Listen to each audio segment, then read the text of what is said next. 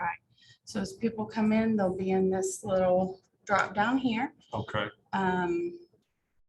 The chat, if it ever like starts blinking, then they're on the chat. Okay. However, most have been kind of warned that they need to turn their mic on and speak if Okay. they're.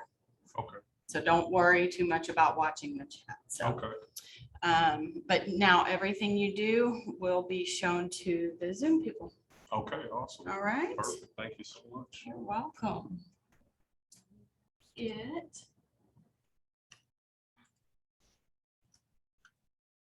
Anything, let us know. All right. I certainly will. Were you the culprit who brought the donuts? Miss Rebecca was. Oh my goodness. Can I have a donut? Of course. You should not have a donut, but they. I should not have either, but then I saw the sign blinking and I couldn't help myself.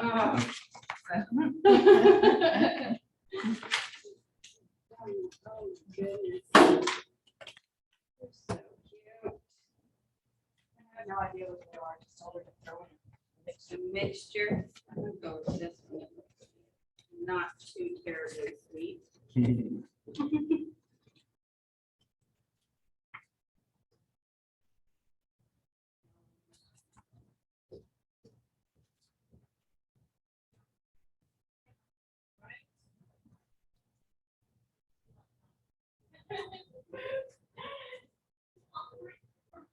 hour to for medicine.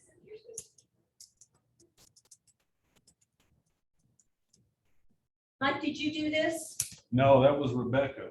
Oh, well, I love Rebecca. I love you. I love everybody. Yeah, I'm not much of a sweets guy in the morning. Well, this girl texted her husband when she got here and said, "Is my lunchbox sitting on the kitchen table?" And he sent me a picture of it. And he goes, "Do you want me to bring it?" I said, "That would be great." He goes, "When?" I said, "Well, since my breakfast is in it and my lunch, ASAP. sooner would be better. But this will buy him some time." Very nice.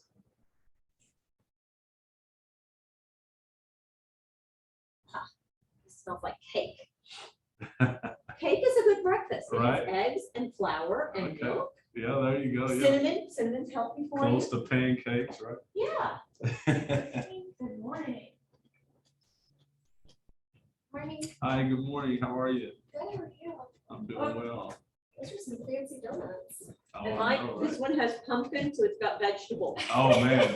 Yeah, you're good to go, man. All the food groups. My name's Mike Oswald. What's your name? Hi, Christina Joss. Christina. Nice to meet you. Nice to meet you too.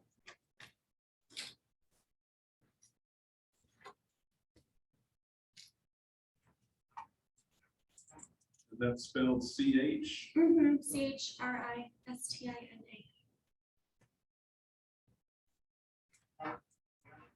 Write it down. It'll help me remember. Are you new to real estate? Yes. Okay. Have you been licensed? Awesome.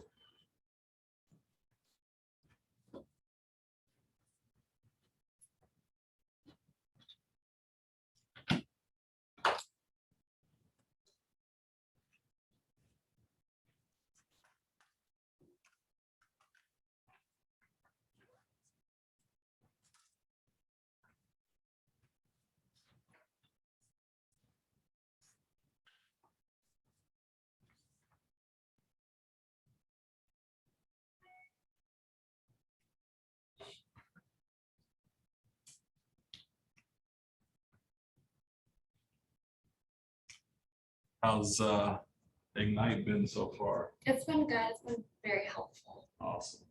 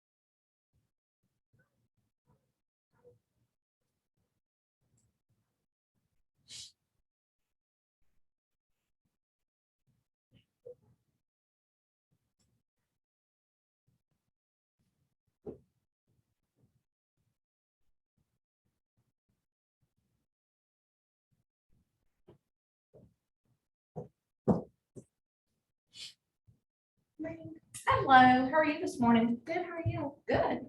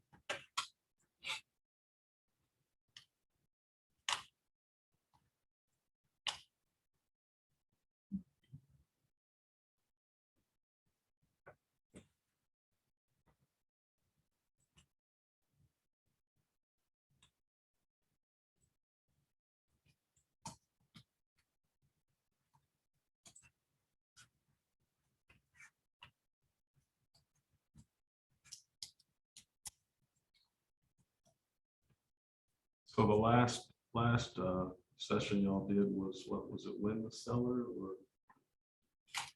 Yeah, Okay. It was, well, like listing, Or, yeah, presentation kind of stuff. oh, okay, cool. yeah, we was seller. Win the seller.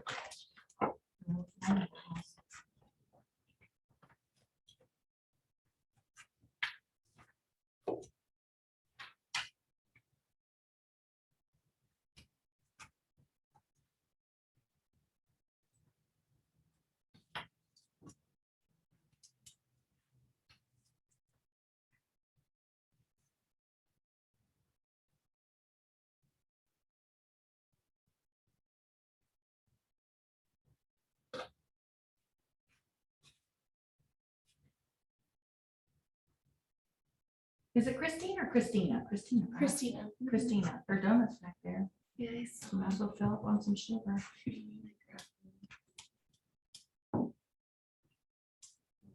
So nice of you, Rebecca. Oh, did you bring them? Only because I didn't want anybody to see me eat in front of them. Oh, well, thank you for bringing them. I didn't know where they came from. You're so fancy. That's not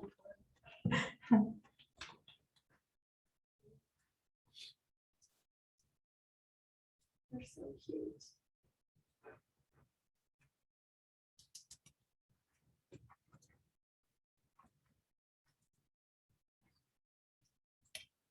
How many have y'all seen in class most days? Just thinking. Just a handful. We had I think the most we've had Five? is like, yeah. five's been the most we've had. Okay, Yeah. including Zoom or? I like think we 5 in person. We had 5 in person and 3 on Zoom. That was like the absolute. That was, most. yeah, 8 was the most. Okay, Usually Brooke does Zoom just because she lives really far. okay, gotcha. And then Bill usually goes in Zoom too. But sometimes there's like one more person in person. Okay. Yeah, well, I'll give us a little more time, make sure everybody gets in 5 minutes or so.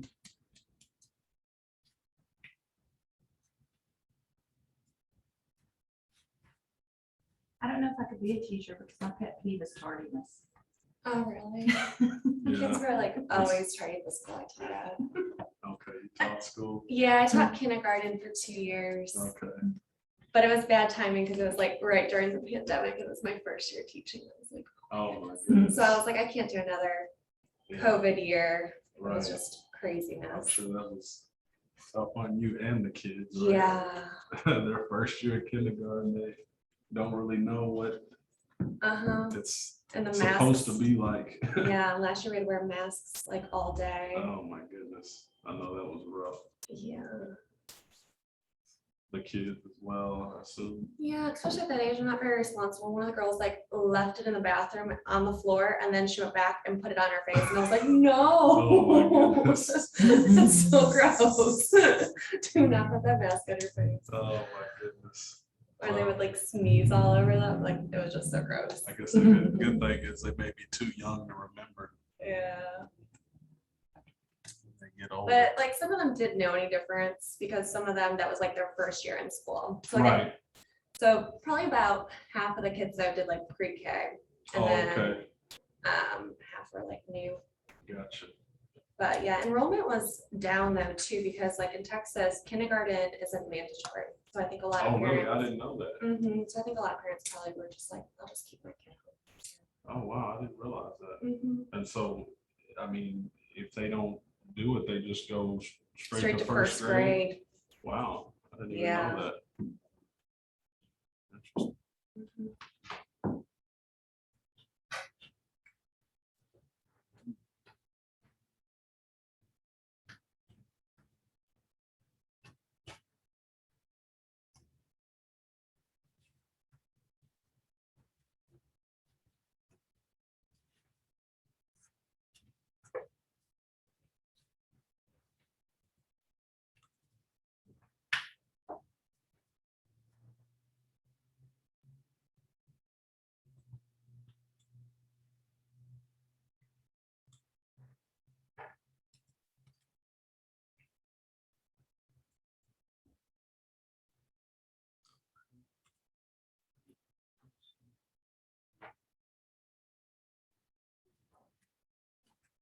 Hello, Jenny.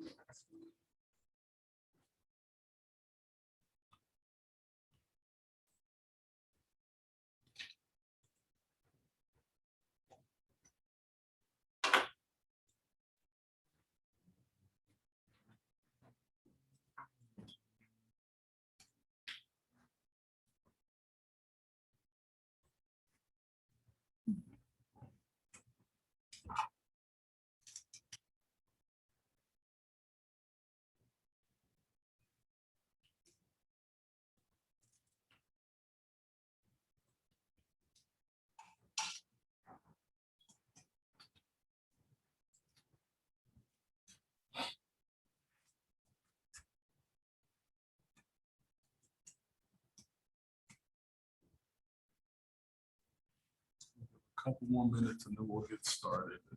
They'll just have to come in on the. It's already started.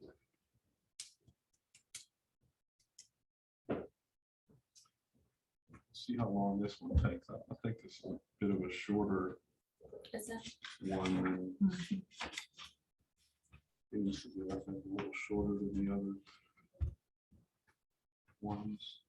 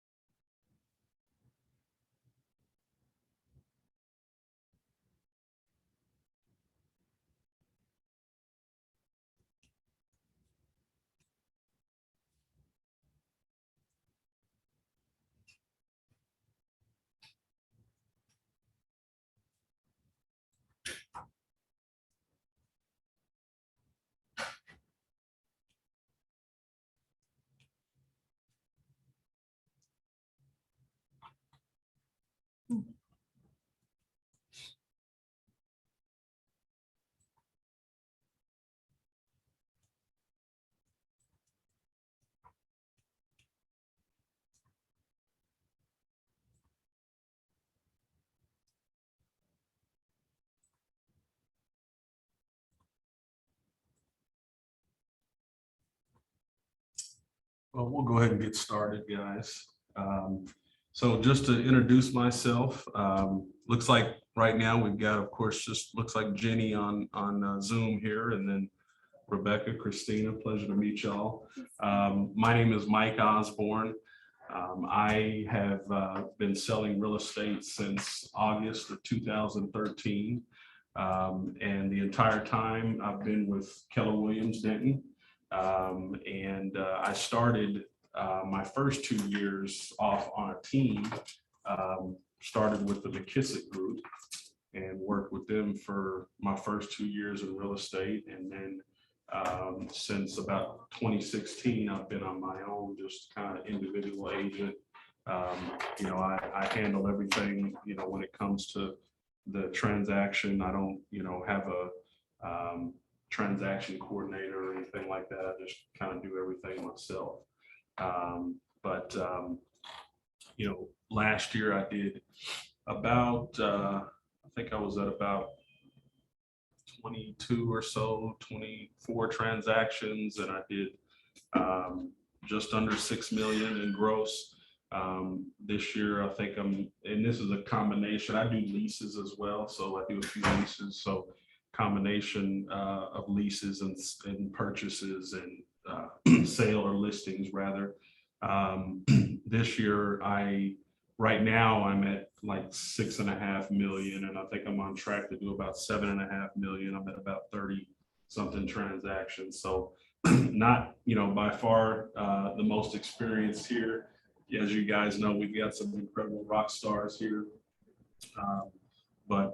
I hope that I can give y'all some, good info about pricing property today. So I appreciate the opportunity to be up here teaching you both. So, and you as well, Jenny, if you can hear me.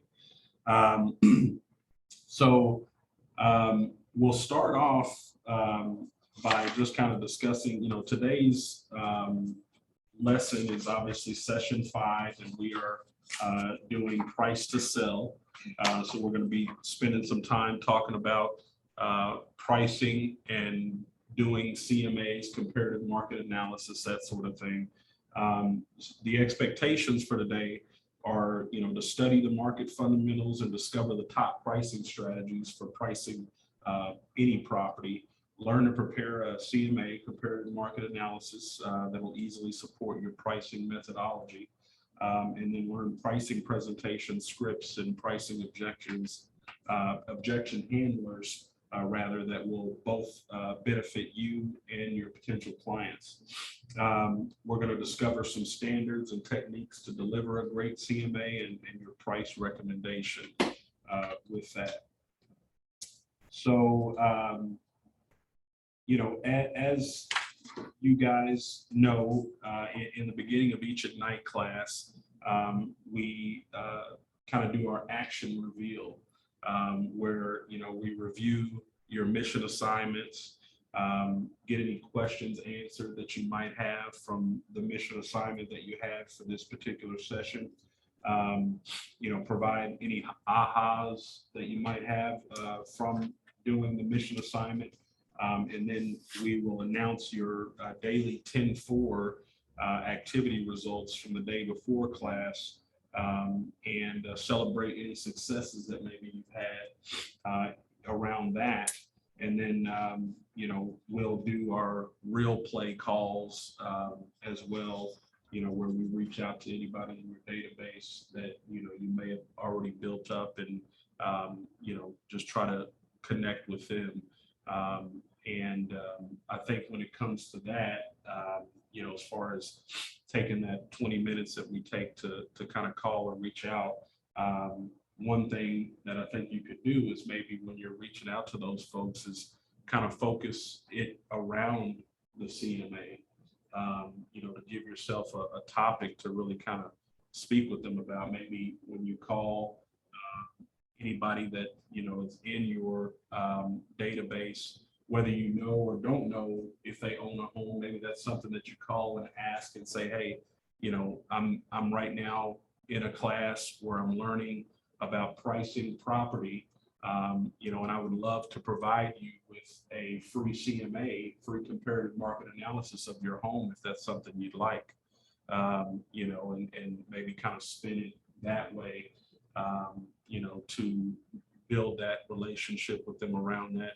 Who knows, they may want to sell their house one day, or maybe they've got somebody they know that's interested in buying and selling. Maybe just kind of give them a call to let them know, hey, do you know what the market looks like right now? That, you know, it's incredibly short supplied, which is leading to, you know, incredibly high prices for selling a home. And just kind of maybe work your conversation around that whenever we do our calls. It's just an idea. Hey, how you doing? Good, how are you, sir? Good. What's your name? Summit, Spell that for me. SUMIT. SUMIT. Summit. Uh-huh. All right.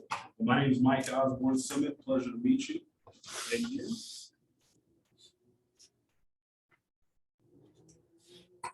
And we already kind of got started here, but I'll just, since you've come in here, I'll just kind of go back through my spiel real quick with you. Again, my name is Mike Osborne. I've been selling real estate since August of 2013, so just over 8 years. And I started on a team with the McKissick Group for my first 2 years in real estate. And then since 2016, I've been out on my own just as an individual agent, just handling every piece of the transaction. You know, last year I did close to 6 million in gross, about 22 transactions somewhere in there. And then this year I'm at about 6.5 at this moment, on track to do maybe 7.5, you know, about 30 transactions. So I hope that, you know, I can give you some good nuggets today as far as, you know, pricing and things go. Are you new to real estate? Yeah. Okay. Am I doing this? Yeah. Are you new to real estate? Yeah. Okay. I just didn't know, you know, sometimes we get people in here. The reason I asked the question is because sometimes we get people who moved from different brokerages who've already had real estate experience. Oh, no. And they do Ignite as well. So that's why I asked. Have you gotten licensed yet? Yeah. Okay, very nice. Awesome. Well, good deal. Well, as I was kind of explaining when you walked in, you know, the first thing that we do is our action reveal, where we talk about, you know, the mission that you did, and kind of go through that, any ahas, what you guys thought about that.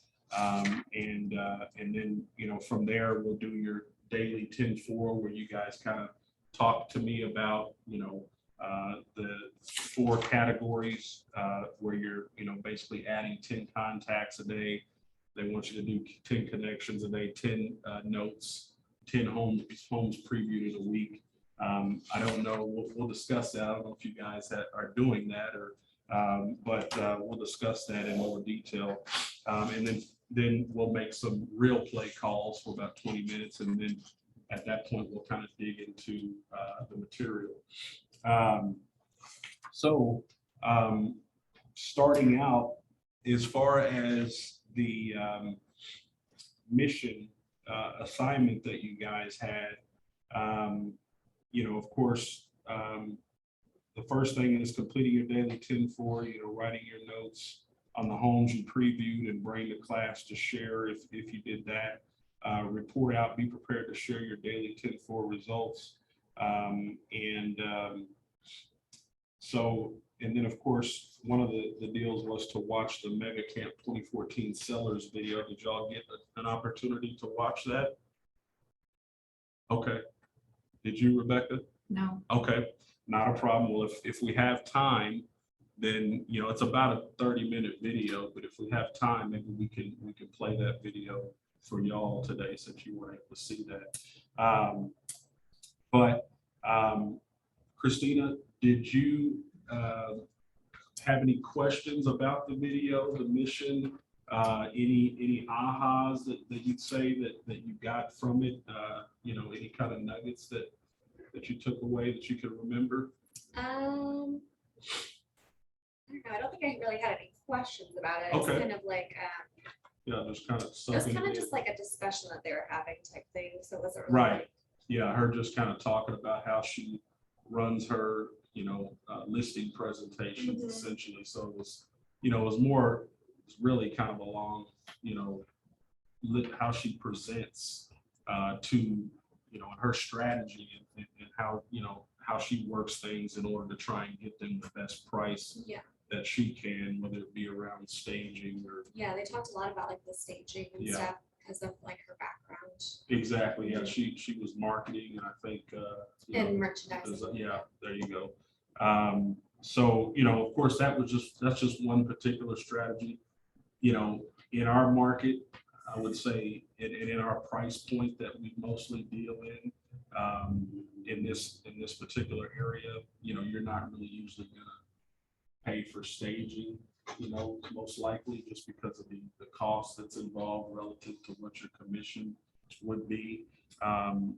But, certainly when it comes to staging, and you can kind of speak to your clients about what they can do with what they already have in the home, such as decluttering, obviously making sure that the curb appeal looks the best that it can, being that first impression, and everything like that.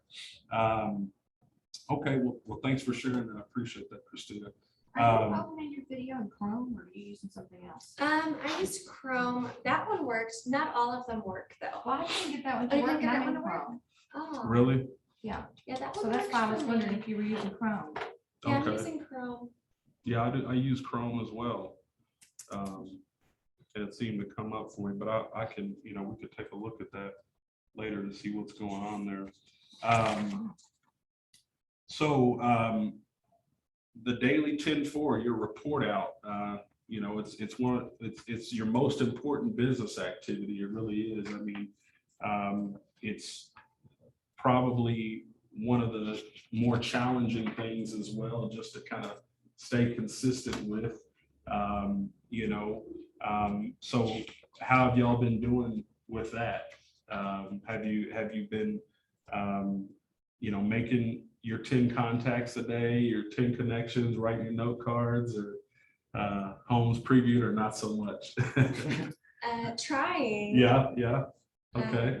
I guess the biggest thing with like writing 10 notes a day, I feel like the cost of that, Sure. right? Because like, is there a way to get a discount on postage here, or we're just buying that on our own? Yeah, so there's really not. I mean, it is going to be the standard postage Yeah. cost with that. So I can understand where you're coming from there. Just starting out, not selling anything. is Sure. a lot. I understand definitely. When I'm still to this day very focused on cost. Mhm. But yeah, I mean, obviously the note cards themselves aren't much, but yeah, when you get into sending out, 10 a day, you're talking about what, maybe a Starbucks coffee every day. Yeah, it just adds up. Yeah, no, which certainly can add up, because if you're talking, maybe $35 a week or Yeah. something like that. But, the one thing that I would say is to, try not to let those, beliefs interfere with doing it or figuring out some way for it to work for you. Okay. And if you have, already have their address and maybe they're close by, obviously I know you use gas, but, maybe you drop it off, at their mailbox or at the door rather than, sending it out, or maybe do half of those like that or something Okay. like that, just to help with the cost. But I certainly understand where you're coming from with that. So how about adding the contacts to your database, because that is no cost, Mhm. and that is the most important thing that you can be doing, especially right now as an agent, a new agent, because your database, as Gary Keller says, is the engine that runs your business, and whether that's, actually calling people, because I know, we live in a different day and age, okay? We still talk about calling and doing all of that, but it's no secret that most people, prefer text or, something of that nature. A lot of people do prefer that. I like to pick up the phone and call when I can, but texting can be very convenient. And a lot of people, tend to respond more to that. So I found out that was true yesterday Yeah. because Thomas had said nowadays is the texting day, and I Yeah. have been trying to call all these people. And so yesterday I decided, you know what, I'm just gonna text everybody in my database there you go. and see if they say I can send them a link. There And you see if they'll go. give me their email address. And I actually got 28 people to let me send them a link There you go. to my site, and they were okay with it. And then I got a hold of two of my cousin and my second cousin, Uh-huh. and both of them were looking for property, so I'm gonna help both of them buy There properties. you go. That's what it's Hunting about. properties, not That's what it's about. residential. And that's why the contacts are important, It doesn't have to, as far as I'm concerned, I know what, we talk about and Ignite and, everything like that in terms of calling, but, it doesn't have to be a call. The important thing is being consistent with it. And that's what this is designed to do, is to help you build that consistency, because that's where 100% of my business comes from, is my database. I don't pay for leads. I don't do any of that. It's either referrals from my past clients, referrals from friends or family, repeat business with those clients that I've worked with. And so, regularly reaching out to those folks are going to allow for them to know that, you're in the business and you're active in the business. One thing that I do personally is social media. That's essentially how I've built my business. And I've been consistent with it from day one. That's all that I really have to do, is stay active on social media and, essentially let people know that what I'm doing, share my results, share my closings that I'm having with people, share my reviews, and people see that I'm capable, and do a great job, and they actually end up reaching out, so social media is another big one. And really one thing I would recommend as well, is to utilize that as a way to contact people through Messenger. Like you said, sending out all those texts. Do the same thing with your Facebook Messenger or Instagram, wherever majority of your people are. I had, the biggest success with Facebook, but I also use Instagram and LinkedIn as well. But Facebook is essentially where I get most of my stuff, because, I'm most of my friends and family and things like that, we're, friends on Facebook, and, they can see, pretty much every day if I'm, adding posts to my Facebook, in their feed that, I'm doing real estate. And then when they think about real estate, they think about me. And then, that's what leads to, the business. So, I won't, hound you guys on this part of it, as far as, asking you, did you make your 10, did this, that, and the other.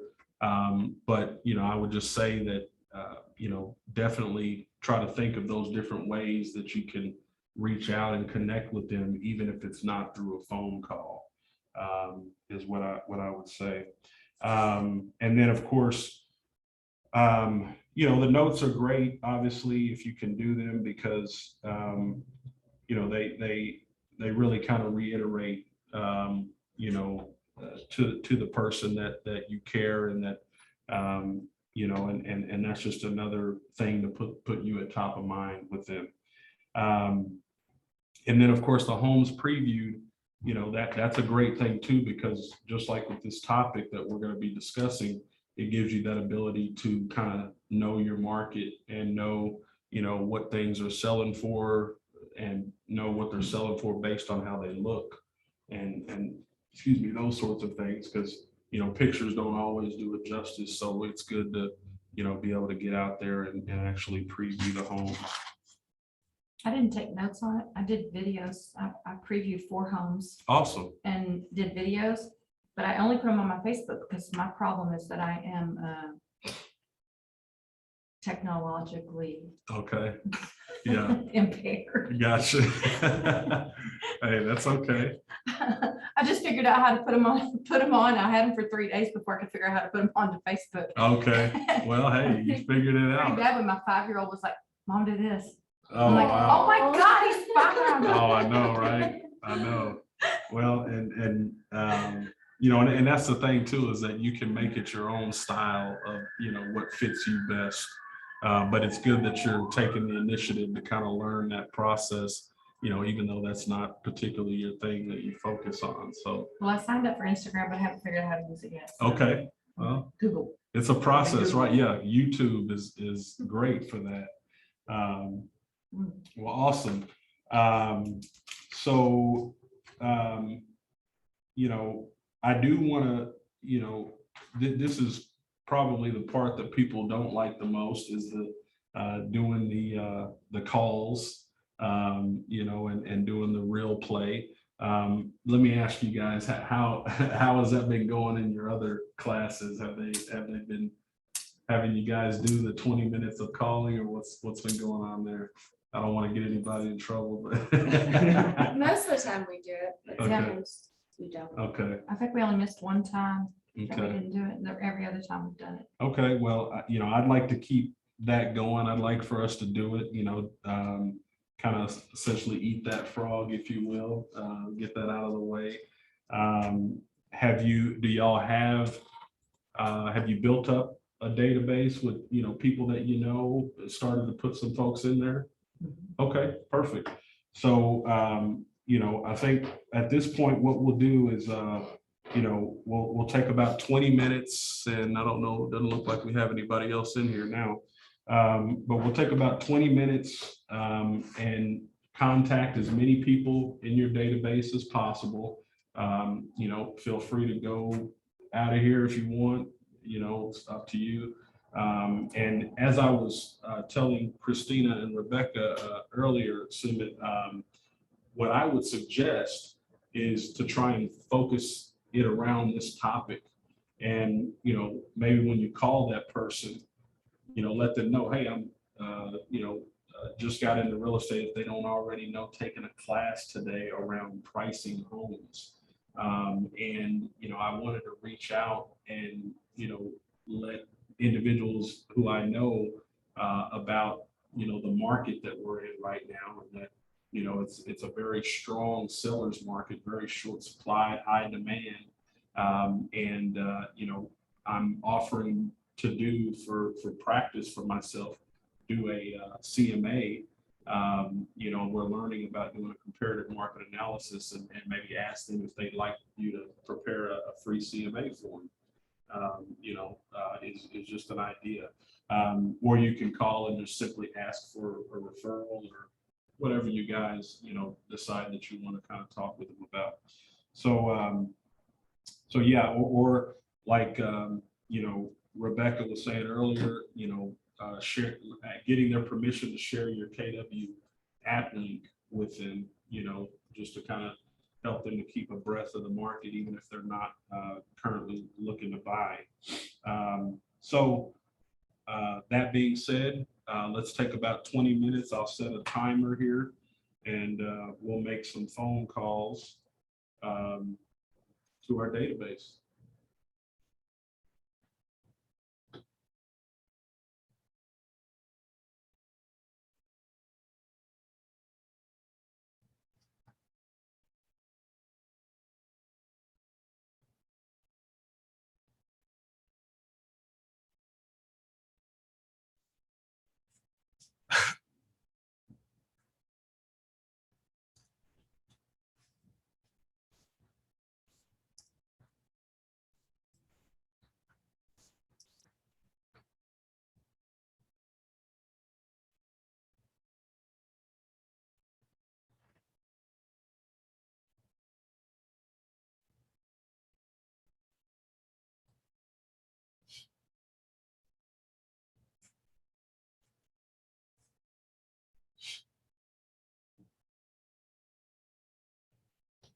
Hey, good morning, Preston.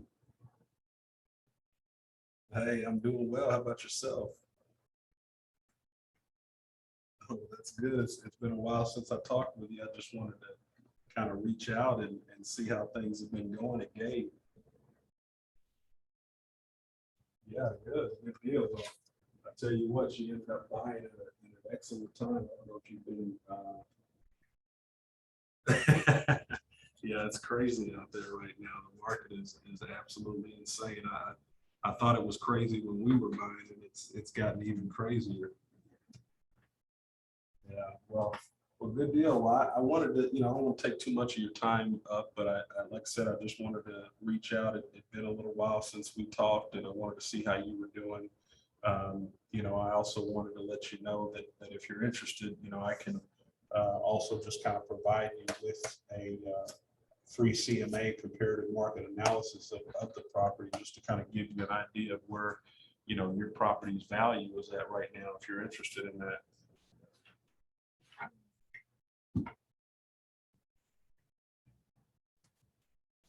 Oh, yeah, no, absolutely. And I'm not, offering to do it to try and get you to sell. Oh, beautiful. Very nice. Okay. Oh, man, that's incredible. That's a huge savings. Oh, that's wonderful. That is so great to hear. Yeah, that's another thing to take advantage of right now. It's crazy how we have both of those things kind of rolling at the same time, incredibly high prices and incredibly low interest rates.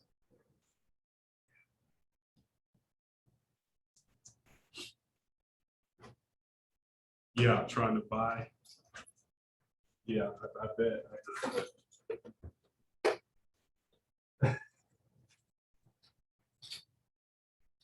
Right. Yeah. Yeah. Exactly. Something that they're not going to take.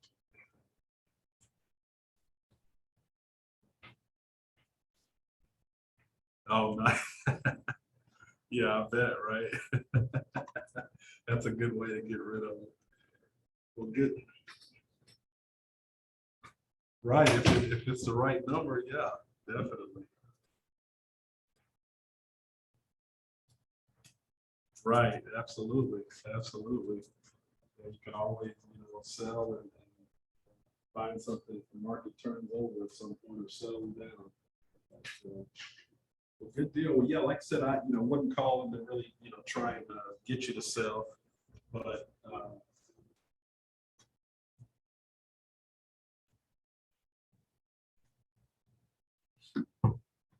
well, now you got a refi done, so they should have done an appraisal. Did you get an appraisal report?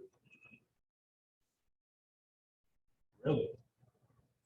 Oh, well, maybe they waived the appraisal or something just due to the area. Because normally they'll.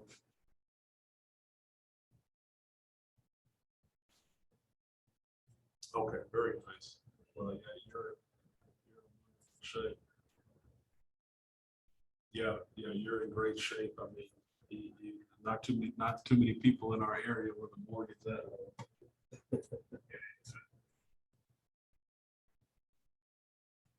Right, right. Yeah, so that got you off to a great start already.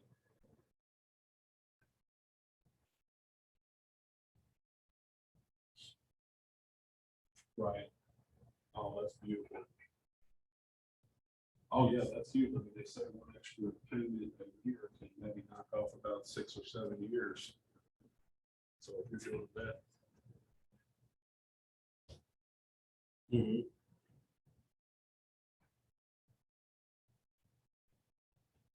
Oh, wow, very nice. Wow, that's good to know.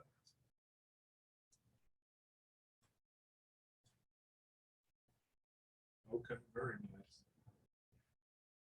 Yeah, that's beautiful. That's beautiful. Are you still working at CVS and the same 2 jobs? Or wasn't it where you were at CVS? Okay.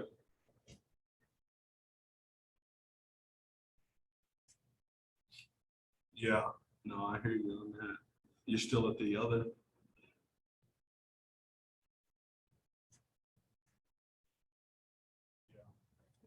Yeah.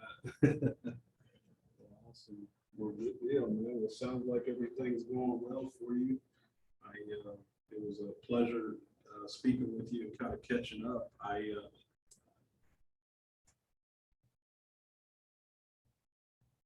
Oh, well, I so much appreciate that. I haven't heard from anyone yet that's given me your name, but I'm super grateful, for any referrals that you send my way. I really appreciate it.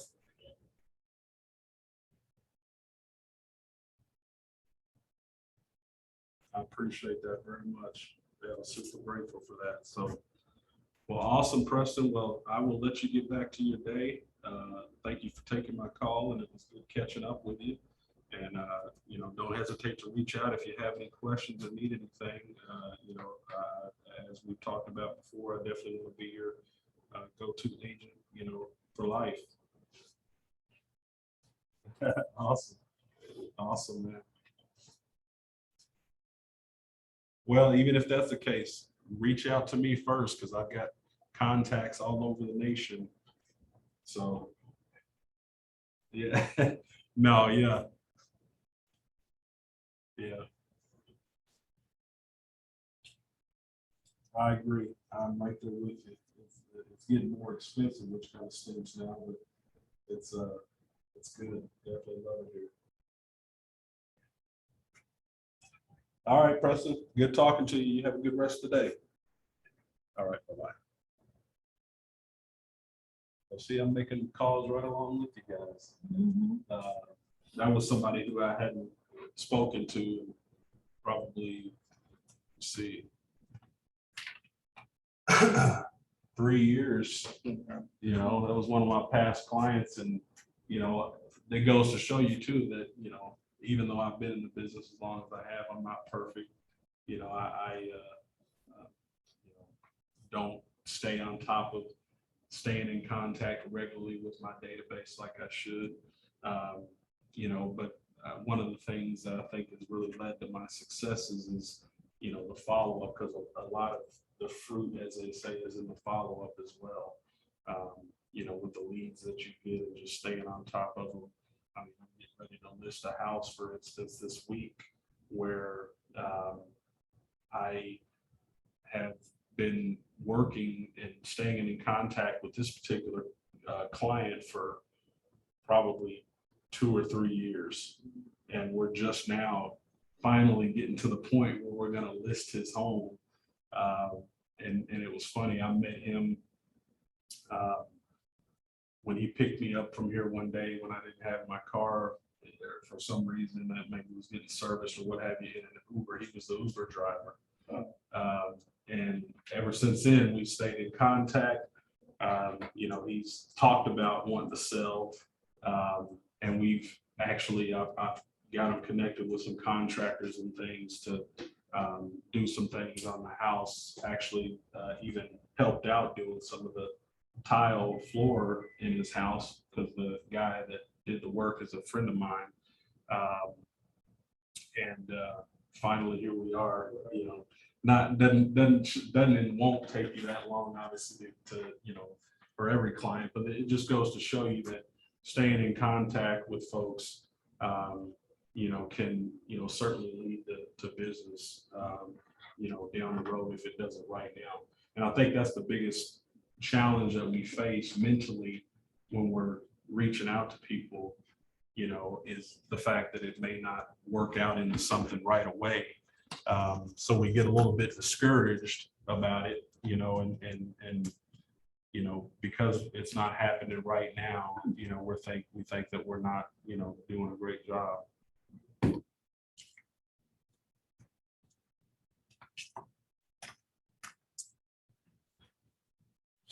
How to work with buyers though now.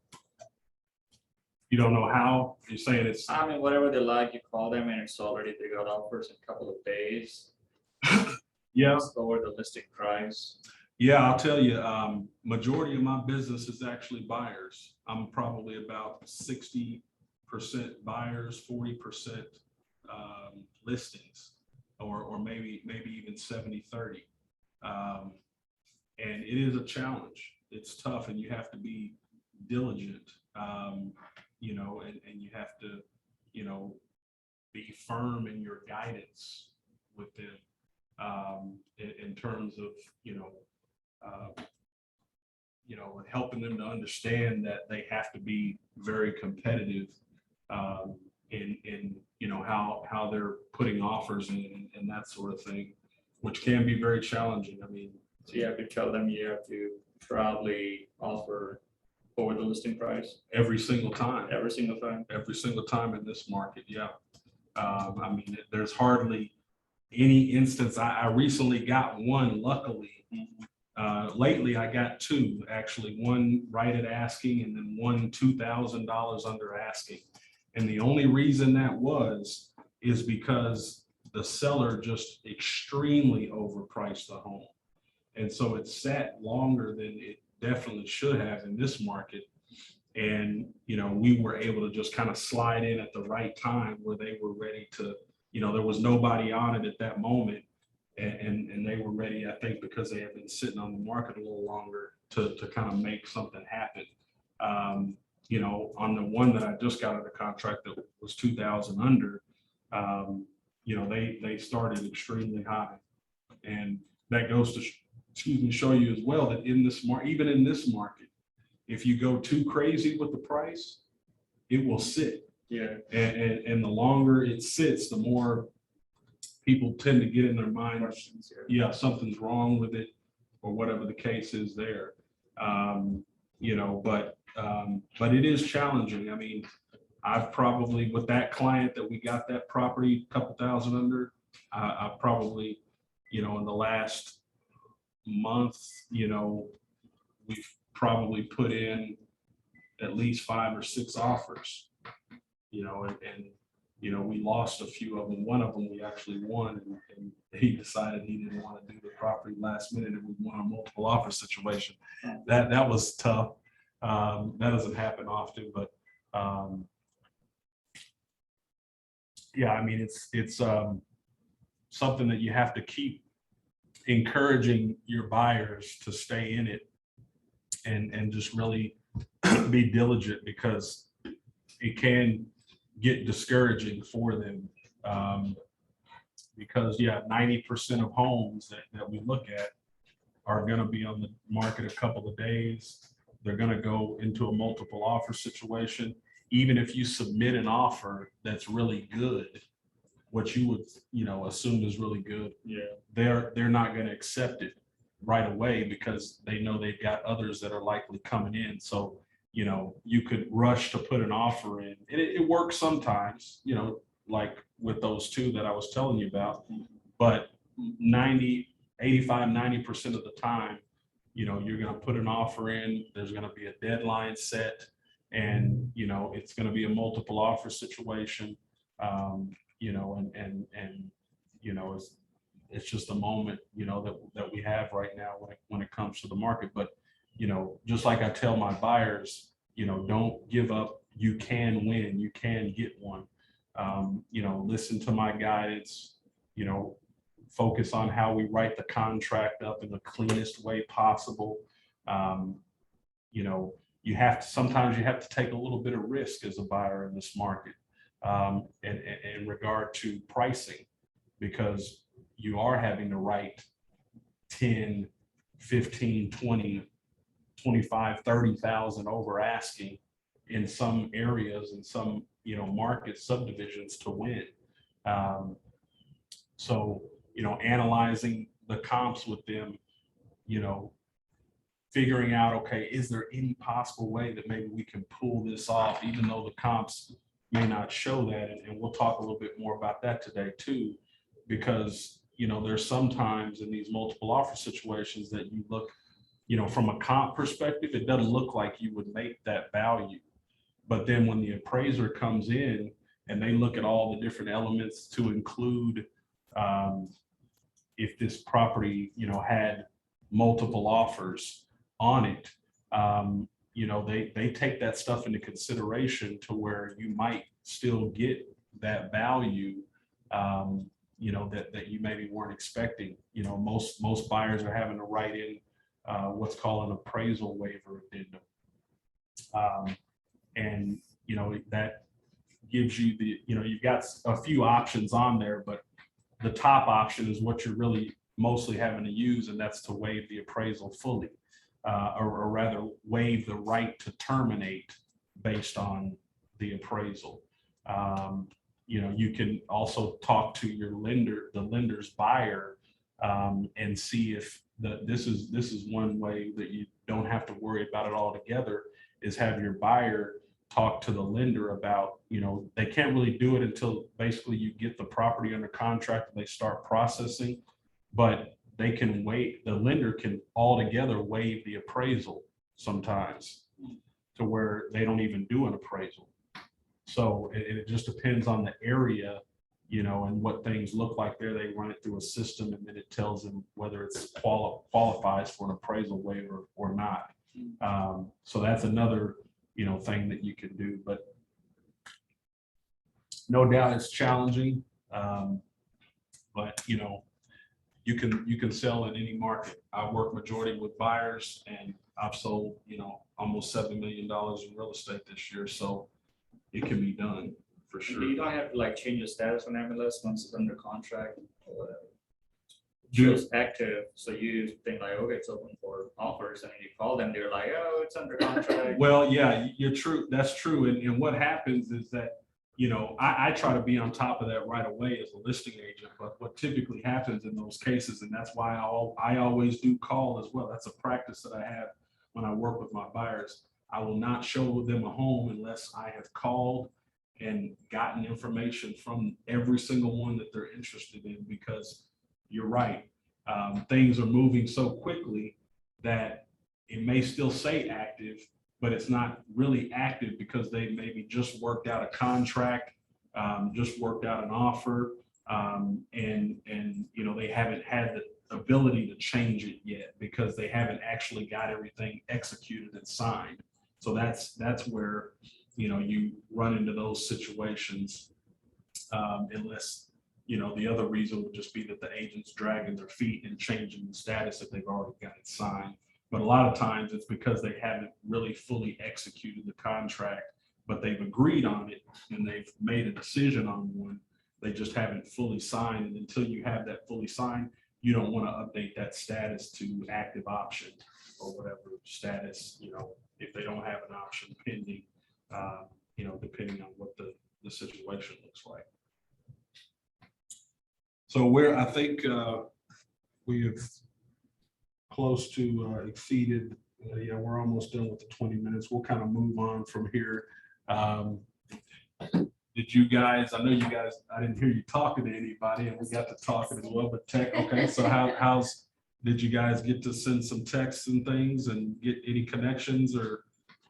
I went on to the Facebook and all my, the people that, because I only had 54 people on Facebook when I started. And in Okay. the last week and a half, I've gotten, so I had 263. So I started at the Very nice. furthest ones away that have accepted my invitations and started sending, can I get your address, email address so I can send you this link? Yes, And I got 4 added, so. very nice. I Good didn't think it job. would work. Great I was telling job. you, Thomas was right about it. Everybody's technical. It's Oh, I'm true. telling you, it is. You get a higher conversion rate Yeah, by doing that, the text or doing the Facebook Messenger. Like been doing the phone. I can get probably 1 for every 2 people that I reach out in terms of contacting them when it comes to messaging somebody, whether it be through text or Facebook.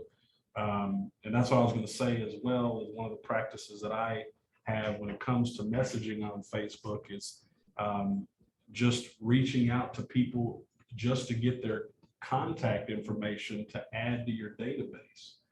You know, I'll reach out to people on Facebook, you know, that I don't have their contact info and say, hey, you know, just wanted to reach out and see how you're doing. Hope you're doing well. Haven't talked to you in a while. You know, as you know, I'm in real estate. You know, I try to, you know, stay in contact with as many folks as I can, let them know what I'm doing. And, you know, I'm updating my database. Can I get a good phone number? Do you mind if I get a good phone number and email address for you so that I can have all of your info up to date in my database? And, you know, typically I get a great response with that, and you know, then you can add those people to your database. And then if you're on top of that, then you can start, you know, putting people into drip marketing plans and things where the system is automatically then reaching out to them regularly through email or what have you. You know, obviously, if you can get their address, the more information, the better. You know, if you can get their address, then you can set them up in command to where if their address is in there, then it'll send them out, you know, monthly updates on what the market's doing in their neighborhood, you know. So those are all just kind of little tidbits, you know, in terms of reaching out to your database and you know, how that can all lead to business down the road. And why doing that consistently every day is what's going to help you get, you know, your business really up and running and going. Now, as far as the handwritten notes go, I'm not going to, you know, necessarily make you guys do that in here. I don't even know if you guys have note cards or not. But you know, for your homework, let's try to focus on that. Work it off the text messages. You can, you know, if you can get their address, send them a note card, you know, through that. Hey, it was great speaking with you through text the other day, you know, you know, whatever you say in there. And there's a couple of scripts here. Obviously, you could work off of this referral script. Thank you for taking the time to chat with me today. It was great getting to know you. I look forward to helping you. Please know that I'm available for you at any time to be an asset and resource to you, your family, and your friends. Please call me whenever a question or need comes up. I'll stay in touch. I wish you all the best. So, you know, doing all those things, again, just continue to keep you top of mind with your sphere and your database, which is what's going to ultimately lead to the business. So now we kind of move into the material here. We've done your expectation revealed. We've done the actual reveal 10-4. We've done the lead generation, talked about the handwritten notes. Now it's time to get your head in the game. So helping sellers determine the correct price for their property is part of the value that you bring to them. Pricing can be easy with a properly prepared comparative market analysis, CMA. It doesn't have to be as complicated as it may seem. I try to simplify it, and I'll discuss that more when we go in and actually do a CMA. Presenting your CMA and discussing pricing with the seller are the two major components of the listing appointment. You've already learned the dominant role for your mindset and success in real estate. It's the same with your seller. You know, mindset is everything. The type of mindset that you have about certain things, you know, is what leads to those successes. The truth about it is that pricing has a large mindset component both for you and the seller. It's a process. Learning to do it well also requires knowing pricing strategies and on the principles that drive markets, based on the principles that drive markets. It also requires knowing pricing tactics, building and presenting a comparative market analysis, and scripts that go with it, you know, especially for newer agents, so that you can kind of internalize what you want to say, you know, to them since you're just kind of getting started.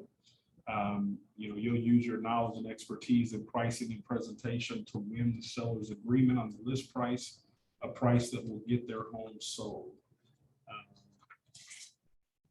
So make it happen pricing. Pricing is one of the absolutely essential real estate skills, you know, and to become a master, you must understand, one, how markets work, two, local market conditions, and then three, pricing criteria. You know, speaking to specifically how markets work, speaking specifically to how markets work, two principles about markets and value provide a great foundation for pricing any real estate.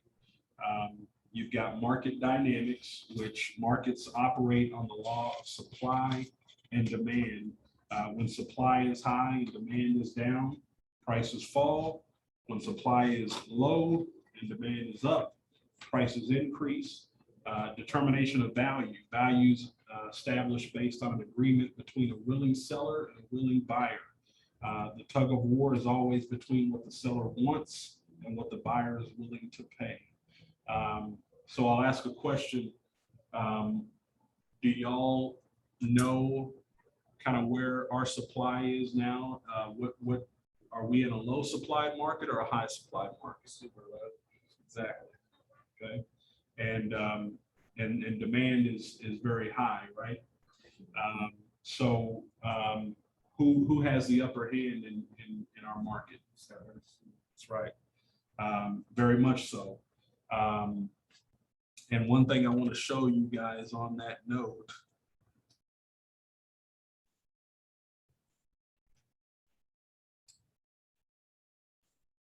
I like to, let's see, I thought I had there we go. So I like to, as much as possible, just kind of check in on this, the statistics of what's kind of going on in the market. So this is our Netris matrix MLS system. One way that we can check on what that supply looks like is to go to our stats here. And then we can go, I like to, you've got some preset kind of deals that you can work with here, but I like to utilize the customize option. And I can go in here and I select, we'll do year to date. And then the statistic that I want to see is the months of inventory. Inventory is just another word for supply. So I go to months of inventory. You can change the chart type, you know, if you want, like if it's a column, you know, or bars basically, or lines, that sort of thing. I just leave it on columns. And then I group it by month.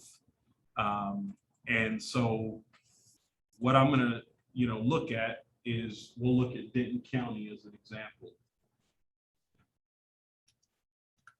So that encompasses, of course, many different cities, you know, but it would probably be where a majority of where we would work if you're kind of offsing out of here. I work all over, but, you know, if you can work in your backyard, it's always great because then you don't have to go very far. So we'll use Denton County as an example. Now, you've got some other criteria that you can set in here. If I wanted to look, you know, I'm going to keep the price open, but if I wanted to look at a particular price range, then I could set that range there. So if I wanted to do like 200 to 500 or something like that, you know, I could also look specifically, you know, at bedrooms and bathrooms and kind of base the data off of that.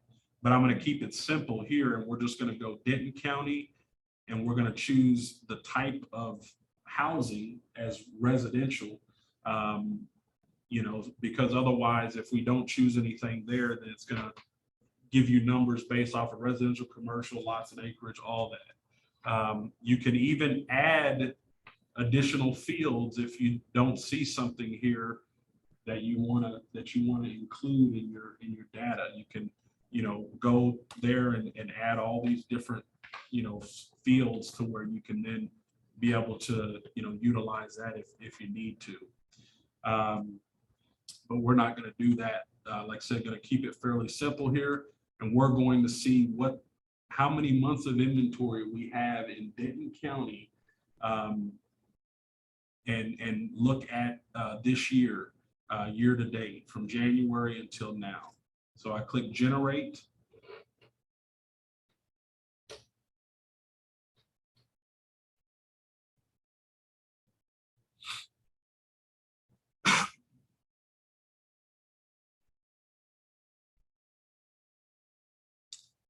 Sometimes it takes a little minute here.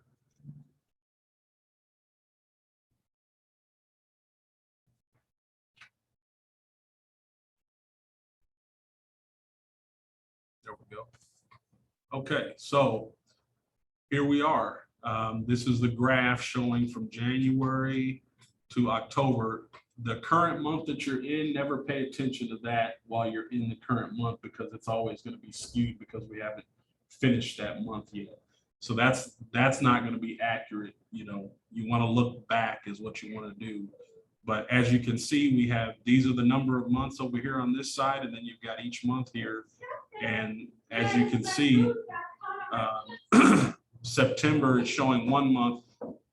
All these pretty much say 1 month because they're below 2 months. Hey, how you doing? Good. So what you can do is you can click on this data button here, and then that'll give you, you know, if there's any description, you know, like if it was right here, it doesn't, I guess, show like 1.8 or what have you, anything like that. It just shows straight 1 if it's going to be under 2. But, you know, in looking at the chart, I mean, you can kind of see like for right here, you know, maybe we're like 1.1 months of inventory. So does anybody happen to know what a balanced real estate market looks like from a number of months or inventory perspective? How's it going, Jenny? Sorry. No worries. 6. That's right. 6 months is right on. They say 6 to 6.5 months of supply is a balanced real estate market, to where the seller doesn't have an advantage and the buyer doesn't have an advantage. It's fairly equal. So right now we're at 1. Yeah. So, you know, that gives you an idea, and you can communicate that to a seller to show them, hey, we are in an extremely about the strongest seller's market that you can be in. And it's ticked up a little bit because, you know, I would say in the summertime, we really more so had like 2 weeks of supply. So it, you know, it's ticked up slightly, you know, but even with it ticking up slightly, it hasn't changed the market by much. You know, from 2 weeks to a month doesn't make a huge difference, I think, with the amount of demand that we have right now. You know, it's not making much of a difference. One thing I'll show you real quick here is we'll look back at the past 5 years. It's interesting to kind of look at that and see what things look like. And you can kind of see trends, you know, of kind of what's been happening as well.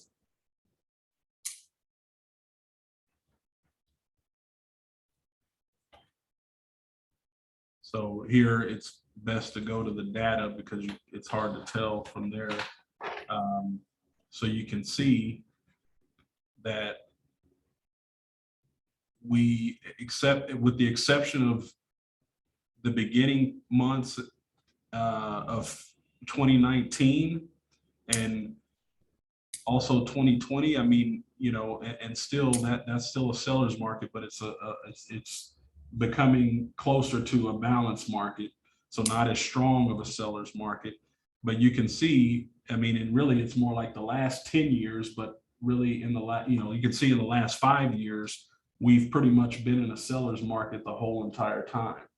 And we've been in a seller's market the entire time I've been in real estate, which was, you know, August of 2013.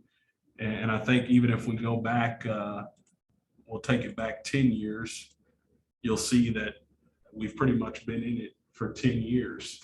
And that's a long time. That's a long time to be in a seller's market. You know, I think, you know, it makes you worry, you know, makes you wonder how long can it continue?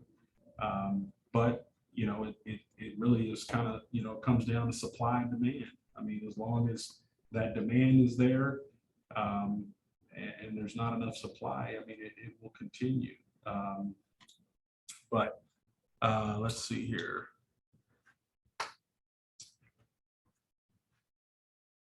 So it looks like the last time we were even close to a buyer, you know, looking back on a 10-year history, the last time we were close to being balanced was the beginning of 2011.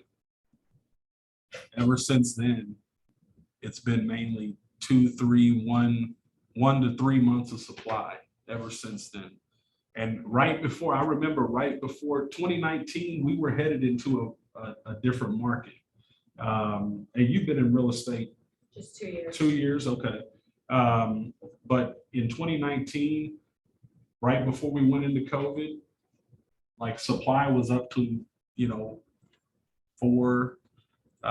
5 months, 4 months.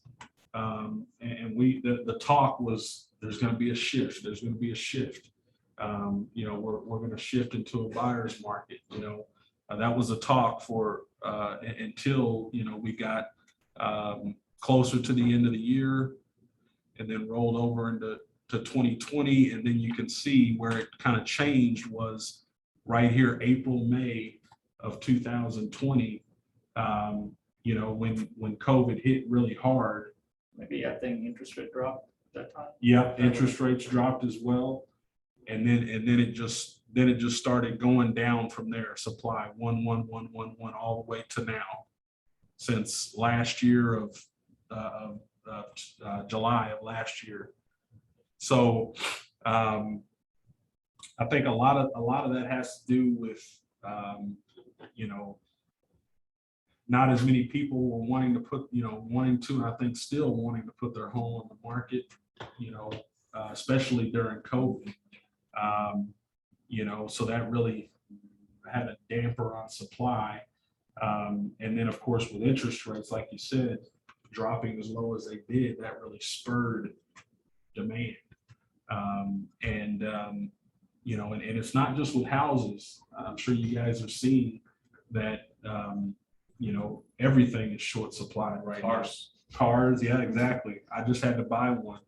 And it was not fun. I didn't want to pay what I had to pay, just like our buyers in this real estate market. But I had to get one. You know, I think a lot of what they call quote unquote bottlenecking, these supply shortages, labor shortages, which are leading to production shortages, things like that are what are having a damper on our supply as well, because, you know, the new construction builders normally would be able to help out with a problem like this, but they aren't as much able to do so because of the fact that, you know, they've slowed down their building due to the fact of all of the production, you know, shortages that we have, and all of the delays that they have in receiving, you know, material and things like that. So they have actually now started to where, you know, they don't take really sales right away. You know, they're going to put you on a waiting list. You can't purchase their properties until they got to a certain stage that they built it out at. You can't really do from the ground up anymore. They don't really allow that because they feel that it's a better way for them to control their costs and to control clients who are going to be upset because they're having to continue to delay and delay and delay. Like I've got 4 new construction under contract right now, and you know, it went from 8 months to 12 months, you know, where it's going to be finished. You know, and so, you know, that like I said is leading to not as many new construction starts happening, and which, you know, they're not able to even keep up with the demand that we have. So when I think normally if they were building like they regularly would, it would help out a lot more in terms of the supply. But you know, it's like I said, the market of the moment, that's what we're dealing with right now. So anyhow, just wanted to take a moment to kind of show you, and you can do, and we'll work with this a little bit more today too. where I'll show you, you can find other types of statistics as well by working through this or just working through the MLS and searching for stuff, through the activity of active, souls and that sort of thing. Is this one supposed to be current? Because I'm pulling up the same thing you are, and my numbers are different than your numbers. Are they? there. Okay, maybe you've got, So, I wonder if we've got any different criteria. mm-mm. It should No, be I've been current. following right along with you. Okay, and did you go to the search right here, go up? Now go down. Okay, you're 2016, okay, go back up, go to search. I just want to see if you got the same. Okay, so you didn't put in Denton County of what the difference is. Oh, I have to select it. Okay. That's probably what the. You can also type it in too, is an easier way. Oh, it changed it when I switched over to 10-year. Oh, yeah. that's probably Oh, what you it have to was. click it every time. Well, you Oh. shouldn't, you shouldn't. Well, it was exactly the same when I had 5-year on there. When I switched Okay. to 10-year, it was different. So So yeah, apparently, click generate, let's see if it Yeah. matches up now.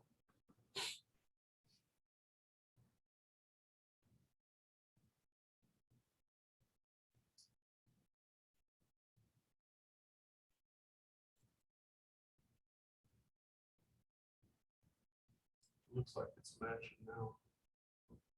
in 2015. 2016. Yeah, looks like it's matching now. So yeah, that was just the difference there. Do y'all have any questions around that? Any ahas, any thoughts around? No, but I think, so when do they count for this data? So like you said, when they accept the offer, I don't think it's count from that period, right?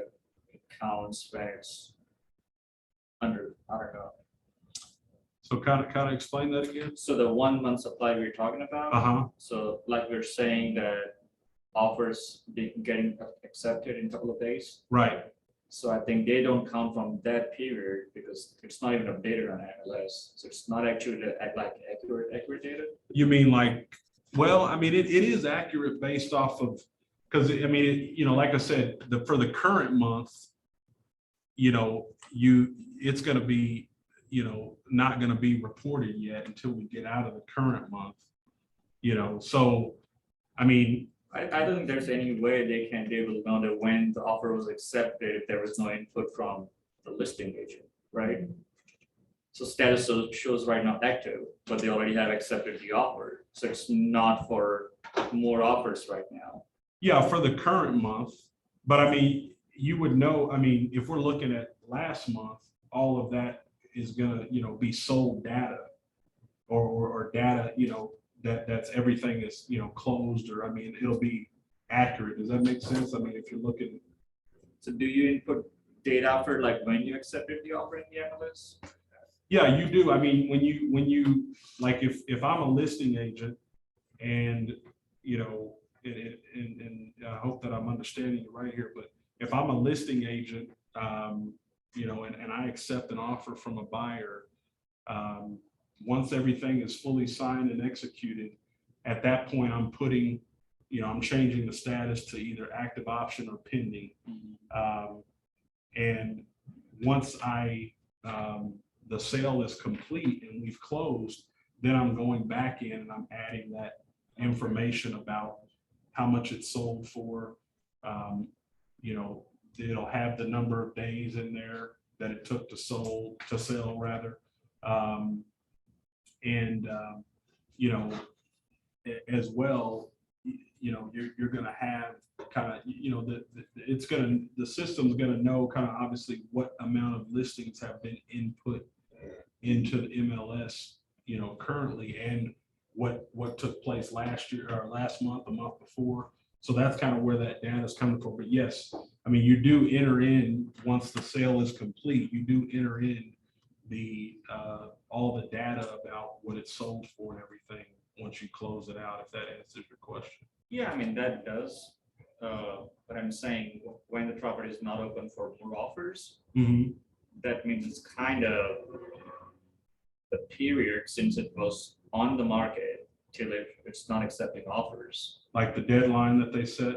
Not the deadline, but to know how long it was in the market actually. Yeah, well, that'll be based off of essentially the contract date that's put in to the system. The date was executed. Correct.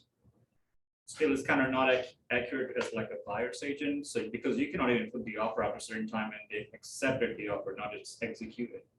But it's closed for us, we cannot put more offers right now than it has. You know what I'm saying? Yes, and typically, I mean, the status will change fairly quickly after that.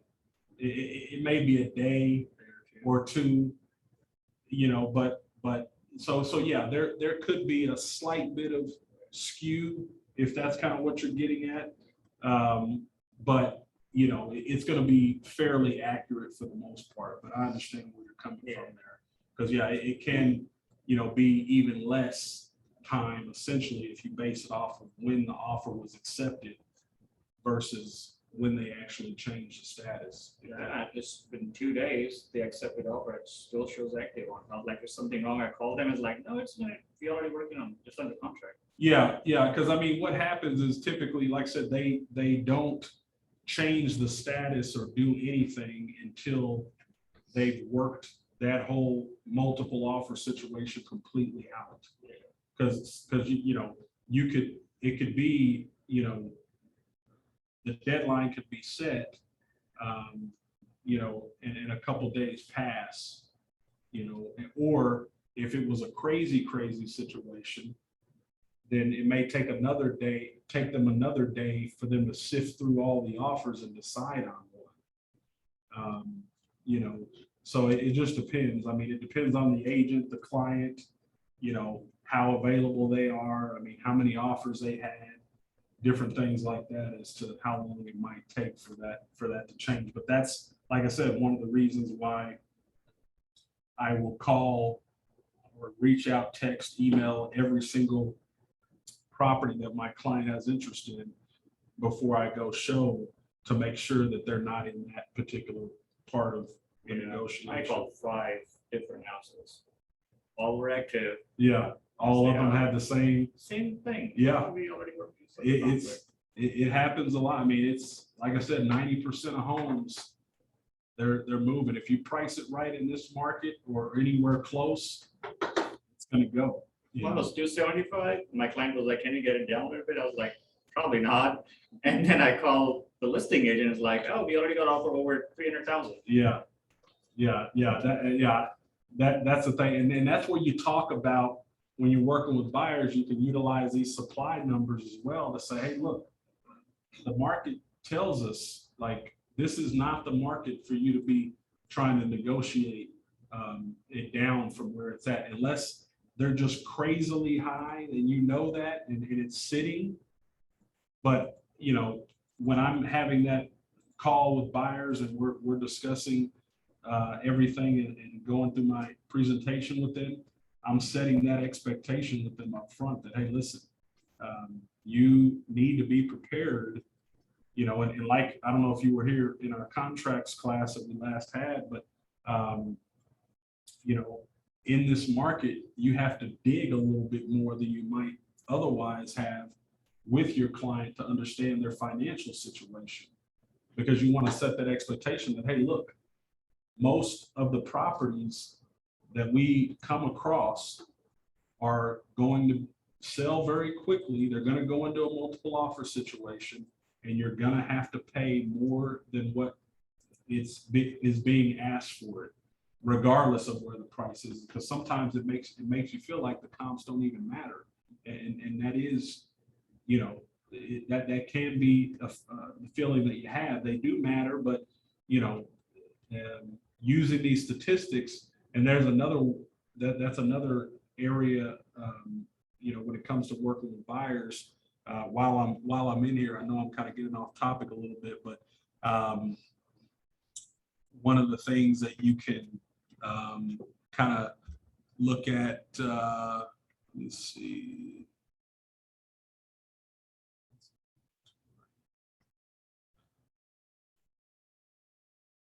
So close price to list price ratio. So difference, right? What's that? You can tell the difference, how much were listed for and how much was sold for. Right, and it gives you on average, kind of what that looks like. So if we just go to year to date on that, and we're still under Denton County. So you can see that in the summertime, we were at like almost 4% Right. above asking on average. Yeah. So what you got to keep in mind with that is if it's an above average home in terms of finish out relative to the other homes that are selling, you're likely going to have to write the contract higher than that 4% to win. This is just on average from the house that doesn't have the great condition to the house that's immaculate. Right. So as you can see, that's dropped though, month over month.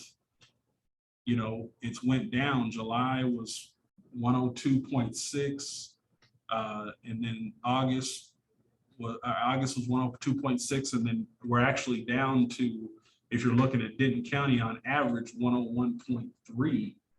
So now in this present time, you may be coaching buyers to, depending on what the house looks like, write anywhere from, I would say, 3 to 5% over the asking price, if not higher. I mean, I just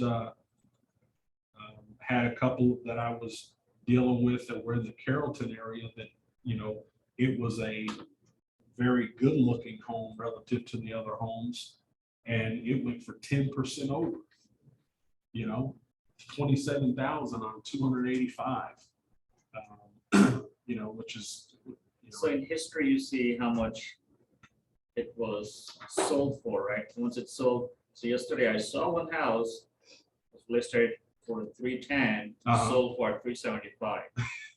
yeah, that's And insane. it was bought like a year or two ago for like, I don't know, it was 240 or 230 something. Yeah, it's insane. It's insane in some cases. I mean, but it's the market. It's the supply is the reason. Supply and demand. Demand is super high. Supply is super low. And that's another thing that you can kind of look at is, let's see. So should we do CMAs so we know what the house is kind of listed, overpriced or? Oh, yeah. underpriced? Absolutely. I probably do more CMAs for buyers than I do for, because I work a lot with buyers.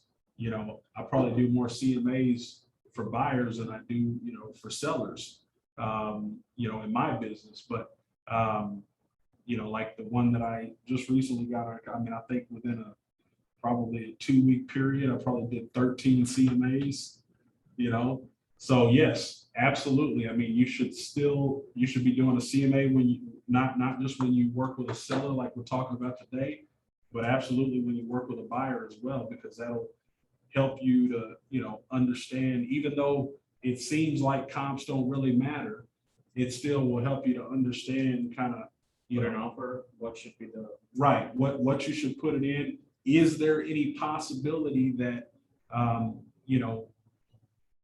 that I could still make an appraisal on this and going higher, because the comps will allow you to talk to your client and help them to kind of mitigate risk with having to include the appraisal waiver addendum. So I use comps to kind of talk around that and discuss, look, not just with, when an appraiser values a home, what they would love to be able to do every time is to pinpoint it to the subdivision exactly.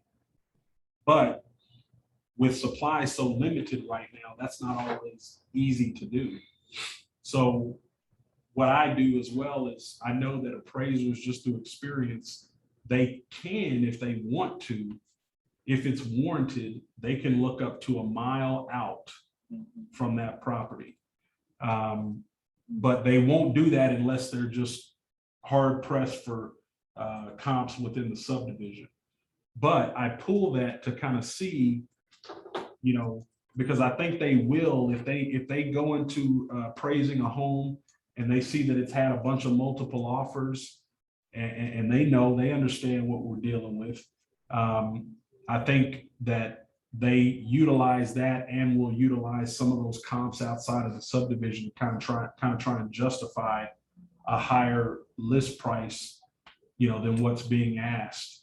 And also look if the listing agent, that's why, you know, as a buyer, I would also, if you're under contract, you know, work with the listing agent to have them, you know, send their contracts, all their multiple offers that they got to the appraiser so that he can kind of see what's going on there as well. And I think they take that into consideration when they're pricing the homes. Do the appraisers receive that well? I haven't had any luck with dealing with appraisers. Well, I think it's all about how you present it. Okay.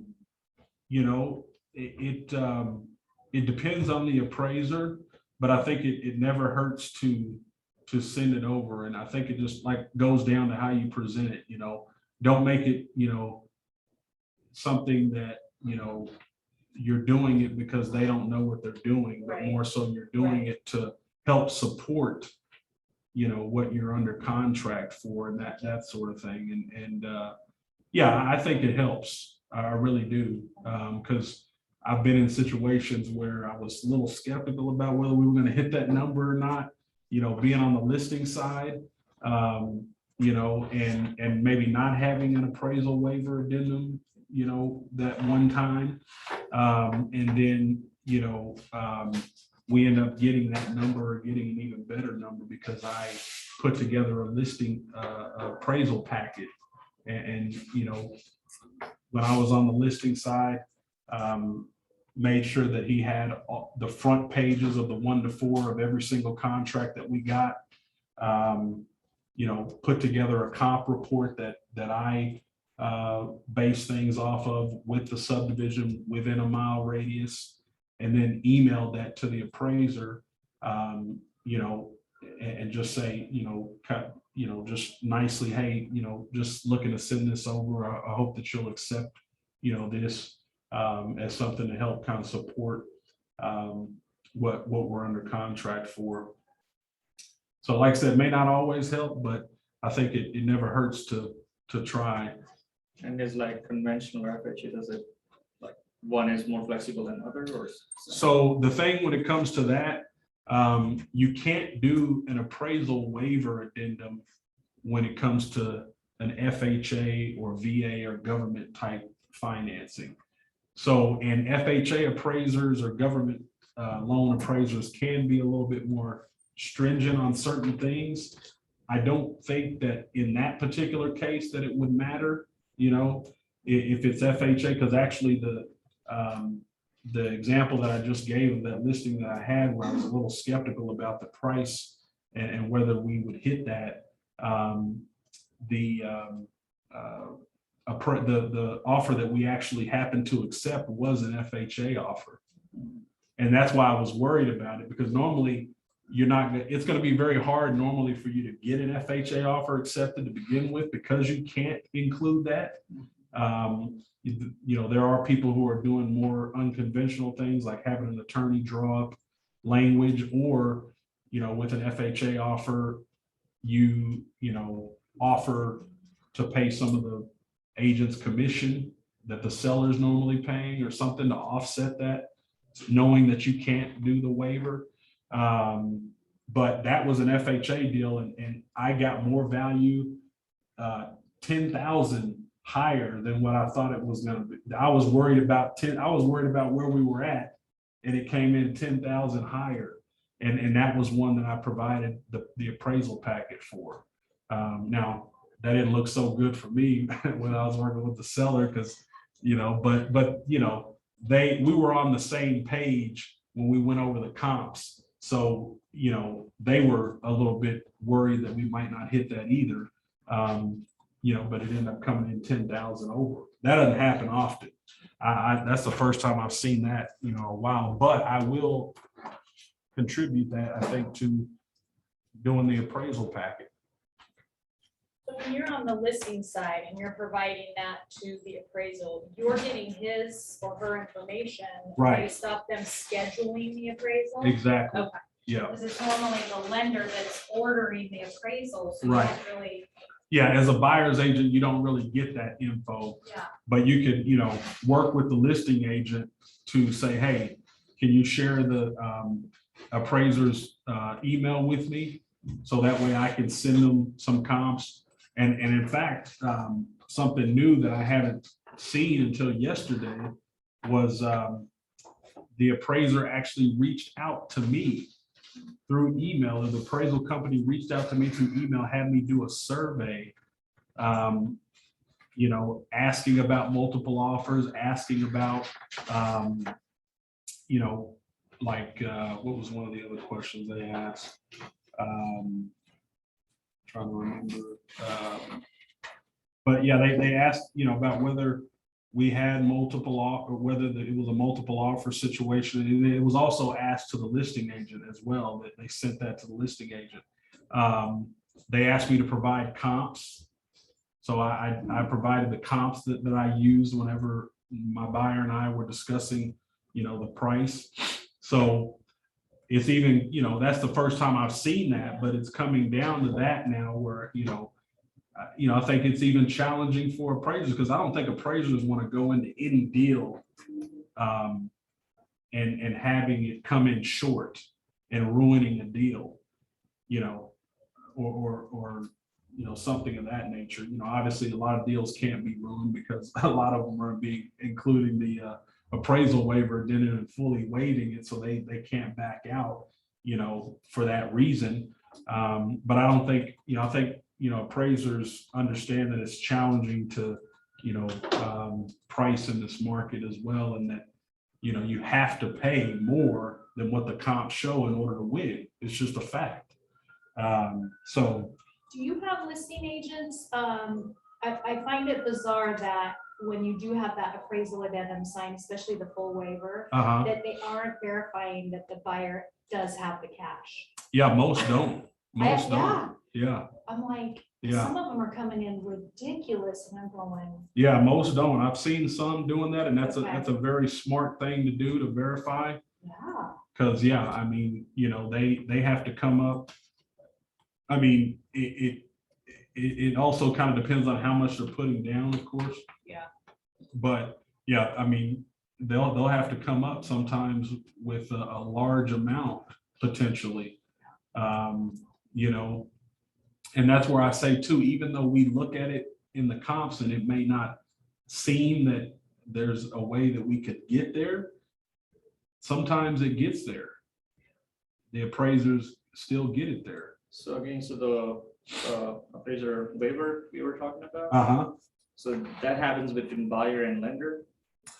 So yeah, they're outside of the appraisal waiver addendum that we're talking about. The other thing that I mentioned earlier was that a lender can, a property could potentially qualify with a lender to have the appraisal waived altogether. So that happens when they're appraising the property, not when you're applying for. No, that happens in the beginning when you first go under contract. So as soon as you go under contract and the lender gets the contract and everything, they can run it through a system that they have that will tell them right up front if it's going to qualify. Because yeah, they won't do the appraisal at all, so they know usually right away if that's going to qualify Oh, for yeah, it. you talked about the areas they have in the system. Correct, right. I think it's based off an area. I don't know exactly what it is that the system bases things off of, but I know it's got to do with area and maybe sales and, I'm sure comps, and based on that, they will completely waive the appraisal to where it's not even something that happens in the transaction, that they don't even order one. Right. So it doesn't matter at that point. It's almost like you're a cash buyer at that point. So that's another way that, you know, and that can only be done as well on conventional loans. Okay, with finance. Okay. So yeah, it can't be done with FHA or VA or anything. It only can be done with conventional, but it's always something that I would check on because, you know, that would be obviously a way of having that appraisal, you know, well, you wouldn't even need to really include it at that point. The appraisal waiver, then,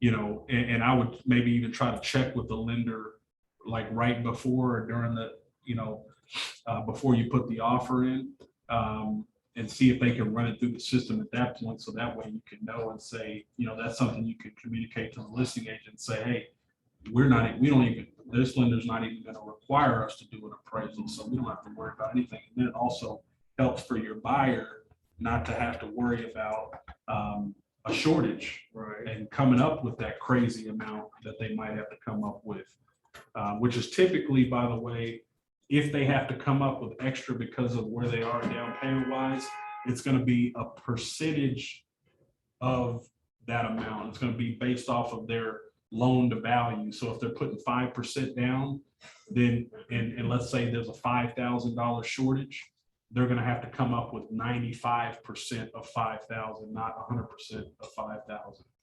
So they'll save, you know, a little bit there, but not much. Are you guys warm? You see warm? I'm always warm. I'm of a certain age. I know that feeling. I'll turn this down just a Don't tad. adjust on my behalf, so you're probably freezing. I'm dying. I'll just turn it down to the degree so it's not turn it down a little. Okay, so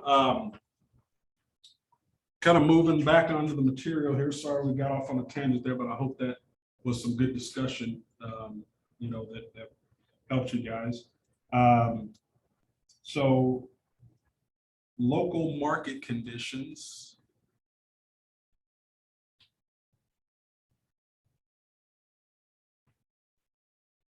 I'm not going to worry much about this slide.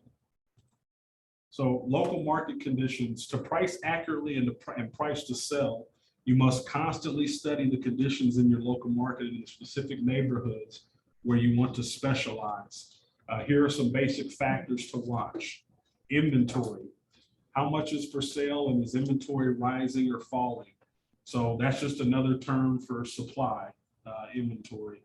And so the question I would ask y'all is, in our current, is our current inventory rising or falling? We'll say, and it depends on what you're looking at as far as the time frame, but we'll say from last year to this year, is our current inventory rising or falling?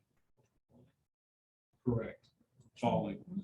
So it's getting lower. We're in fact, when you look at those stats for that, I believe that, you know, for active listings, I looked at that stat and I think it's like there's 50% less active listings on the market today than there were last year, you know, which is a huge decline in inventory. And demand is probably higher than what it was last year, you know, so that just exacerbates that, you know. So days on market is the next one here. How long is it taking properties to sell? What would you guys guess as to how long number of days on market look like in Denton County? That's a good guess. Yeah. 7 or less. Yeah, you were pretty much spot on, Jenny. So if we go here, I'll show you that. So days to sell median. I like to use the median because it kind of takes out those, you know, crazy erroneous ones where it maybe took way long to sell because it was just in terrible condition or what have you. And it, you know, so on either side of it, it takes those out. So it gives you a little bit more of an accurate number. But we'll look at year to date. median days to sell by month in Denton County. And so September, 7 days, which is spot on. So, and that's again, just an average, because like you said, Sumit, you call 5 listings and they're already under contract and, you know, already accepted one within 2 days. Yeah. So that's just kind of an average. That's not, you know, that's the nicer the property, the more that's going to go down. You know, because it really seems like a lot of the properties we call on in Denton, it's more like 3 or 4 days, right? So anyhow, price per square foot, a good comparative indicator of prices when a group of properties has common qualities and features.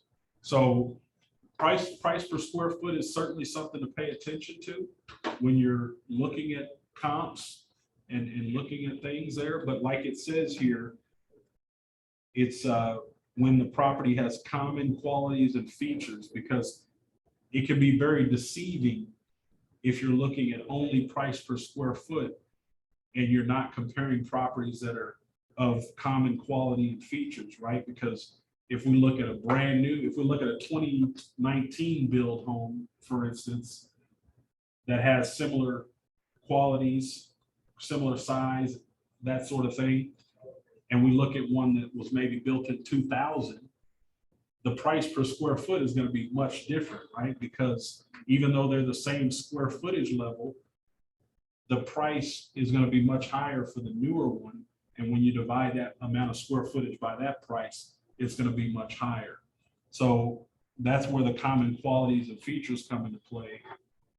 And that, you know, price per square foot is good to look at, but you have to make sure that, you know, it's pretty close to what, you know, size and age and all of that to the subject property.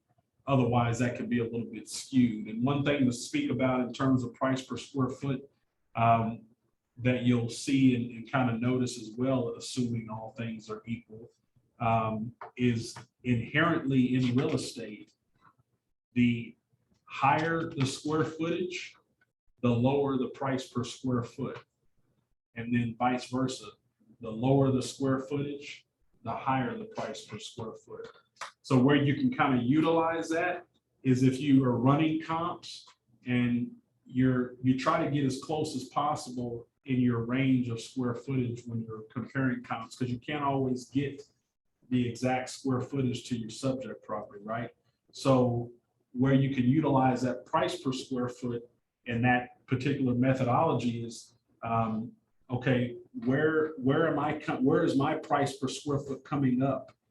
You know, when I run these comps relative to if I'm comparing it to maybe a little bit of a higher one, higher square footage, you know, then and maybe mine's a little bit lower, then, you know, I would, you know, basically kind of look there and say, okay, my price per square foot should be inherently higher than this one that's maybe a little bit larger than my subject property that I'm comparing, you know, to kind of help you to understand, okay, if I'm lower on square footage, but my price per square foot is lower than this higher square footage property, then maybe I'm doing something wrong. You know, maybe I should, you know, think more about my price, because inherently, all things being equal, you know, the lower square footage property should have a higher price per square foot, and the higher square footage property should have a lower price per square foot.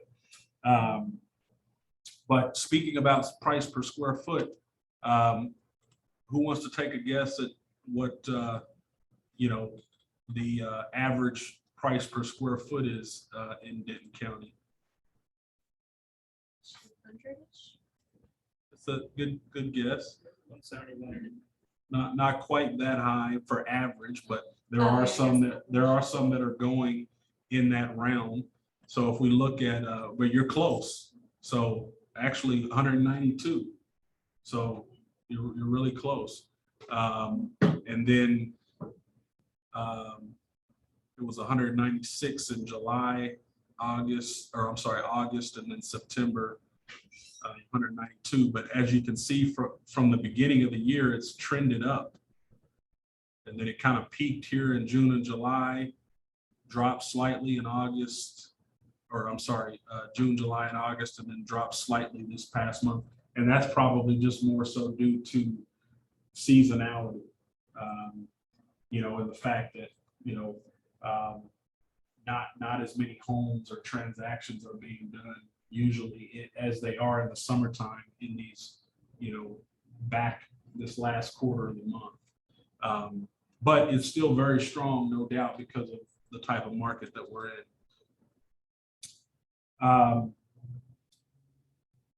So changes in the local landscape, monitor changes in major employers, shopping, schools, other services in the community, and changes in the local laws that impact housing. Those can all, you know, have an effect on the market.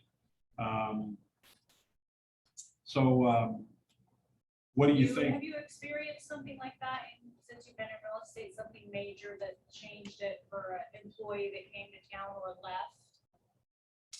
I mean, I'd imagine if you're selling in Frisco and you've got Toyota and now Right. PGA going there and whoever, you know, I don't know. Yeah, no, that's a great point. Definitely. I mean, you know, I would say, yeah, I mean, I've experienced that. I mean, just in general, you know, with the number of people that are moving here, you know, but yeah, that's a good example with Frisco. You know, is all of the activity and things like that going on in terms of you know, commercial spaces and businesses being moved in.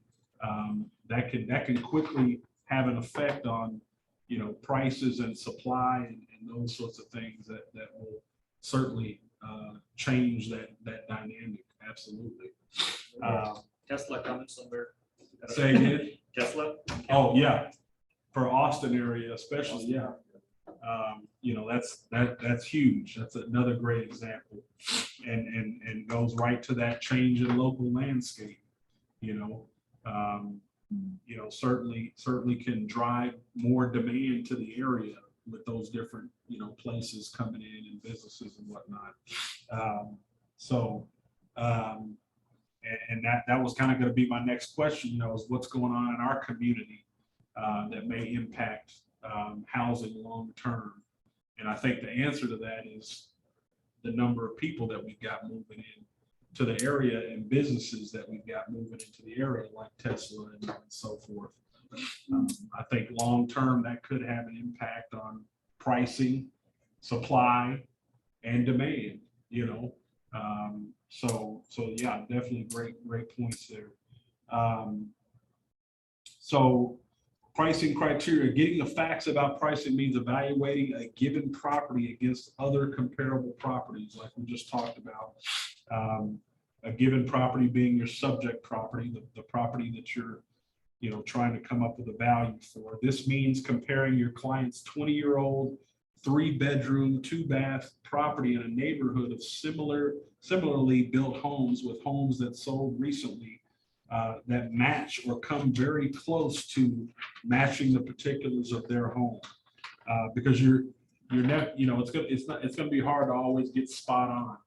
So, you know, you have to, you know, kind of, you know, work with some things that might not be the exact size and kind of work, you know, work off of that to, you know, to come up with a price. You know, one thing that I always tell my clients is that pricing is not an exact science in any way, shape, or form.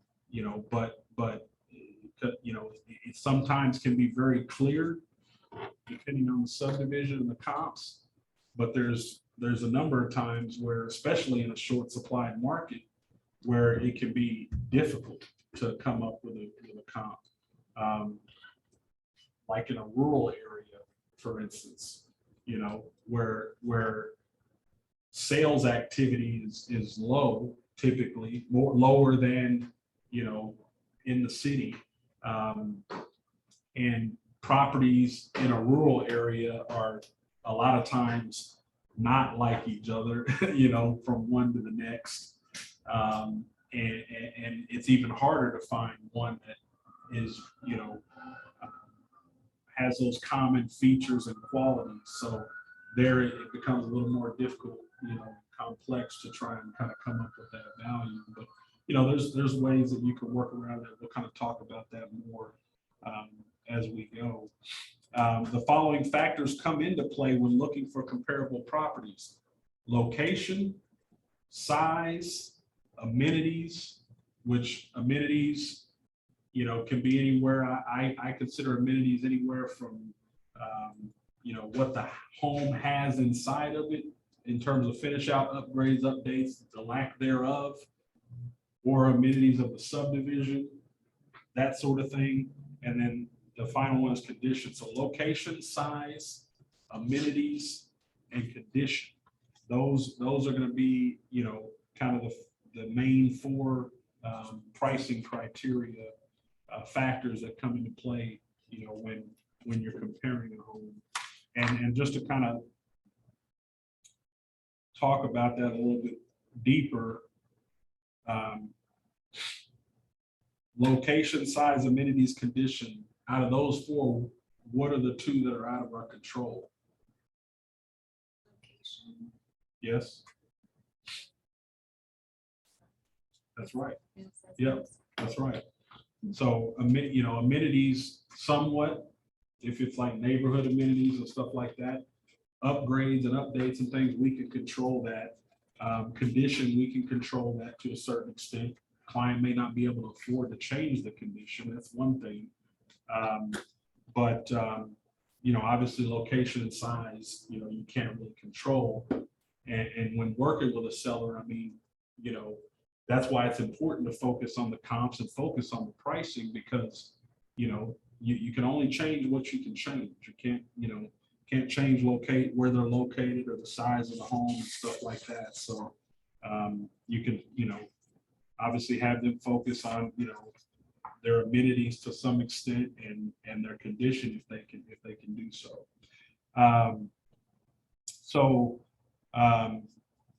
This next page is your turn, or your market statistics rather. So we've already kind of answered some of these questions, and I'll just ask them again to you. So what are current local market statistics in your targeted areas? Days on market was 7, right? Average price per square foot for Denton County was 192, right? And then the number of how many homes are on the market now, we can look in Denton County and we can get that figure by changing the statistic to let's see, active listings.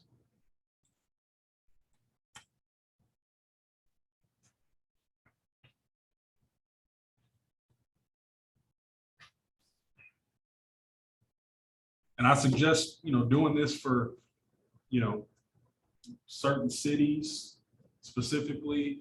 Obviously we're doing a bunch of cities, with Denton County, but I suggest doing it for, certain cities, maybe even looking down. It doesn't really work real well. The lower the number of, homes or data that's available, it doesn't really work real well. So when you drill down into like a subdivision, I would more so do that through the search deal, where you're searching the criteria and looking at a specific subdivision and just kind of count through that. But if it's a lot of data like this, then you can run it through the statistics here. But so for Denton County, active listings right now, how many homes are on the market? 1,620. So to give us some perspective, let's take that back 5 years and see what that looks like.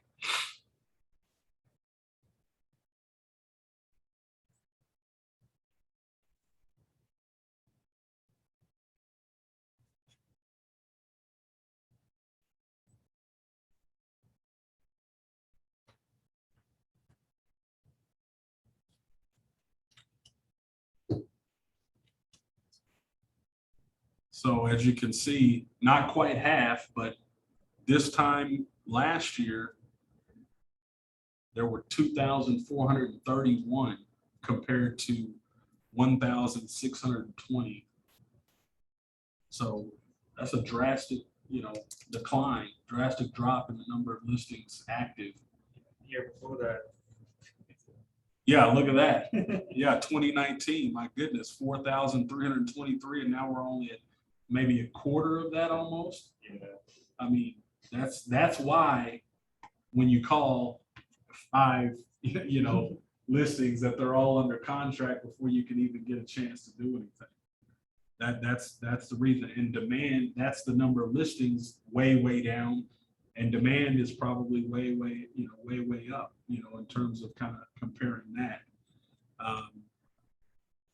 Which is it's harder to really kind of figure that out on here.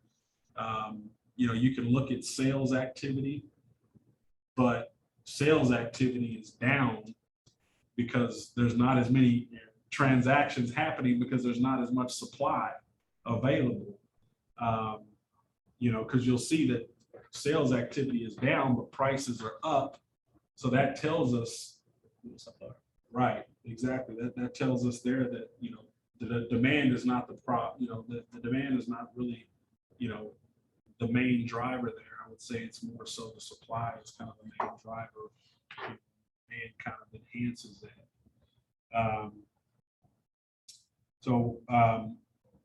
The next question is, what are your sources for local market statistics? We've got one source here, the MLS that we've been talking about. You can look at the National Association of Realtors, probably can find some stuff on Texas Realtors.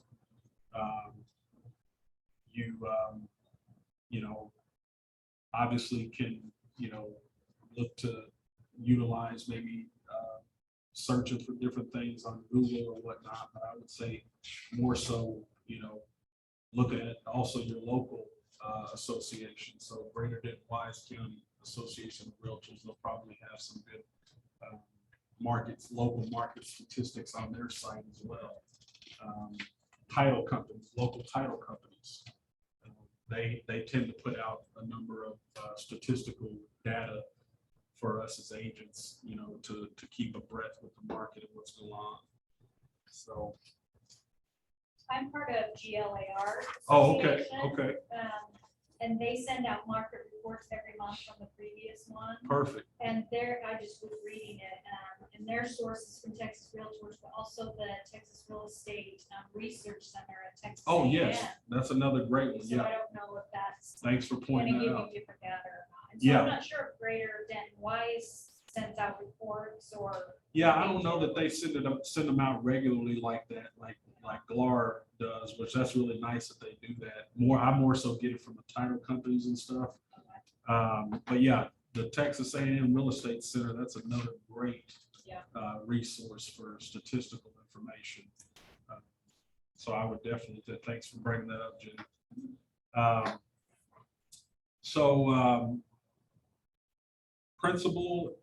Pricing principles and strategies. It's very important to grasp the following 6 critical strategies that set the stage for using pricing criteria effectively. These strategies are standards you need to bear in mind as you approach pricing any property. With practice, you will absorb and internalize them. They will become part of you as a real estate agent and make you an outstanding advisor to both buyers and sellers. So know what sells. There's little point in winning a listing if it does not sell. And that's why it's important to, be firm in talking with your clients about pricing, because, we take listings to sell them. We don't take listings to hold them. It's hard to do in this market. It's hard to take a listing and it just sit in this market, but it can happen. If you let the seller kind of fully dictate everything, because they'll cut some, if you didn't talk to them about comps, they'd probably come up with some crazy price that even in this market it wouldn't sell. So open doors listing sitting for 52 days, Yeah, but I'm scared to show that house because the one I previewed is, they have a sign up there, like cashback or something and all that, Yeah, get the agent from us. It's kind of like, I don't think it's a good idea. yeah, I hear where you're coming from there with that. I mean, you know, as long as you build a strong relationship with your client and maybe have a buyer's rep, hopefully at that point too, then you'll be good. But I agree with you, and they're notorious for that. The iBuyers, quote unquote iBuyers, like Open Door, OfferPad, Zillow Cash, all those, they're notorious for pricing it extremely high. And I mean, listen, this is the market that if you want to do that, this is the market to do that in. At some point, you'll find your number, you know, but I still think even, you know, with doing that, like we talked about, it can give a bad taste, you know, about it, you know, to where that might make it to where, you know, people don't look at it as much. But yeah, they're notorious for doing that because they tend to, you know, go in and just buy the home, put some cosmetic work into it, and then put it back on the market, you know. So their business model is obviously a little bit different. So they're trying to make as much as they possibly can. So they're testing the market essentially in the beginning. The doorknob was broken when I got inside, and it locks itself. Oh yeah. Yeah, so I was like, okay, how do I get out? Oh man. It went open, and I saw, Oh, I my went out the gosh. backyard, and the door was wide open. I was like, okay, so someone been through this, obviously. Oh wow. Yeah. Wow, I tell you. Wow. Yeah, it's interesting. I've got a Zillow home under contract right now, a Zillow owned home. You know, just so happened to be, and you know, I don't like having Is to it deal. through Berkshire Hathaway? Yes, yeah. I used to be on that Zillow team. Oh, you were? Really? Yes, for 2 months, and I said. Wow. Yeah, it's a totally different It's- experience. Mhm. Like I am, you know, now in day 5, and they haven't even sent us the deal to be able to send our earnest money because the title company is out of state. So we're beyond, you know, I have it obviously in writing that they say that, you know, until Zillow gets the contract assigned to the title company, you can't send the earnest money in. First, I was a little skeptical about that because I'm like, look, I mean, my buyer needs to be protected here. But I think you're fine as long as you have that in writing, you know, in the email and so forth. But yeah, it's a different process. The homes are typically in worse off shape than some others. You know, they have a ridiculous process for, you know, trying to negotiate repairs. They want you to fill out this freaking, you know, thing that sheet that they want you to reference the exact page of the inspection report where the item is that you're asking for, where is it located, you know. So they make life difficult when it comes to dealing with that. And But it seems very automated, doesn't it? Like you're not dealing with a person. yeah, On yeah. that end. So Yeah, it's very 9 to frustrating. 5, Monday through Friday, Yes. 9 to 5. Like what real estate world are y'all living in? But yeah, if you have a question, you get connected to some call center in Philippines, I guess, I think, No. Yeah, for Open Door, and then you wait forever for Yeah. hear back from listing agent. And Open Door is not open on weekends and holidays. yeah. I mean, it's Awful. yeah, it makes it you know You just difficult. have to educate your buyer. and Yeah. say, "Oh, I'm happy to show you the home. However, Right. Just be aware. this is kind of what we're walking into." And I've closed a deal with Open Door, and it actually, the guy on Yeah, I Open have too. Door that I was dealing with, he was great. Yeah. So, but it's, the houses are just not in the Yeah. best shape. Right. They don't typically want to do a whole lot in terms of repairs. They would prefer you ask for a credit, you know, and that's fine, you know, but some things you want to know are good before you close rather than just getting credit for it because it can lead to other things. But yeah, it's a different experience dealing with that. But to get the home sold for the most money in the least amount of time, it must be priced in the market. There are 2 determining factors, price and condition. And, you know, the one thing that if you can't correct the condition is that you can correct the price. So price kind of corrects all, right? You know, because sometimes you can't change the condition. Sometimes you're dealing with a client that, you know, they don't have the money to put into it and they have to sell it like it is, you know, without updates, or, you know, sometimes even to where they can't do repairs or what have you. And, you know, that can make your job even more difficult in terms of pricing sometimes, when the condition is lackluster, you know. So sometimes, you know, you may have to make some adjustments with price in order to, you know, to kind of get more people inclined to want to make an offer. But competitively priced properties must present in the best possible condition outside and inside the home. And that's very true. When you're looking at comps and you see a range of this price to this price, the ones that are, you know, selling at that higher end are typically going to be the ones that are in the best possible condition outside and inside the home. The following graphic shows the combined selling power of the right price and great property condition. So you guys have that graphic, I believe. Perfect. So you can see there the percentage of buyers who will look at property increases and decreases in direct proportion to the property's price compared to the market value. Pricing above the market does not get you showings. Pricing at or just below the market does. So, you know, again, this market, you can sometimes even price above the market and you'll be good, you know. However, this market, you know, likely not going to last forever, right? So, you know, you want to practice, you know, the same, you want to have the same practices regardless of the market, I would say. You know, when it comes to, you know, pricing to the market, you know, and trying to, as much as you can, be in that, you know, bottom section of this graphic, you know, relative to price versus the comps. The lower you are, you know, and the better the condition is, you know, the easier it's going to be for the property to sell, and the closer you're going to be in the market.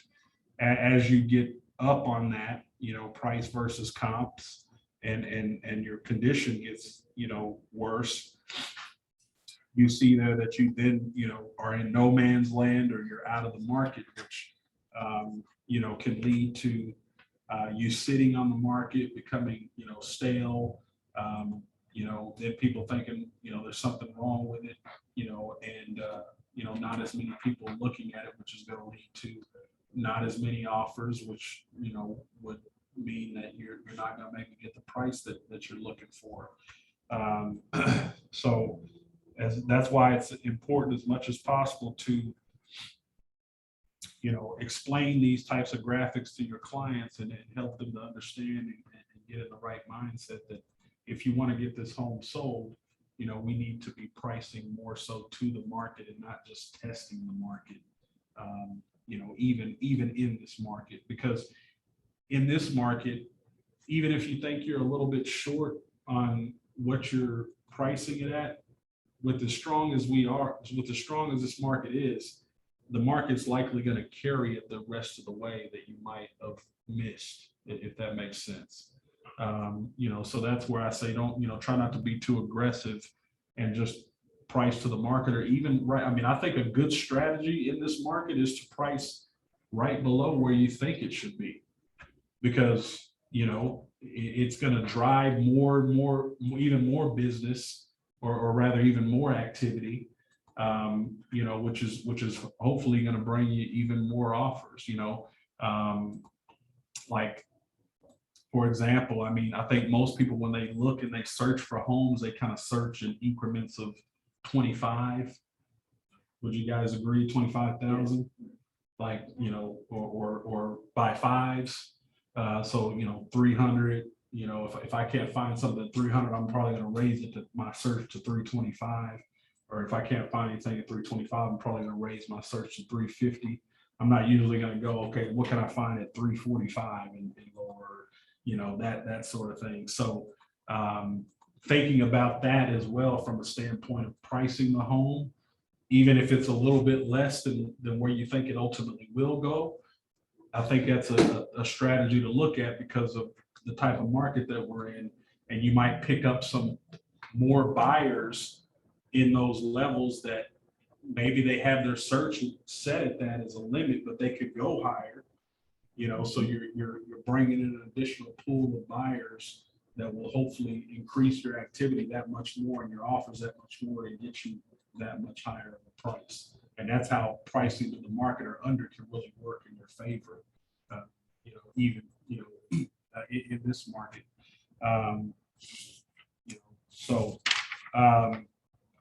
Know what the seller and you can and can't control. We kind of talked about a little bit about this earlier.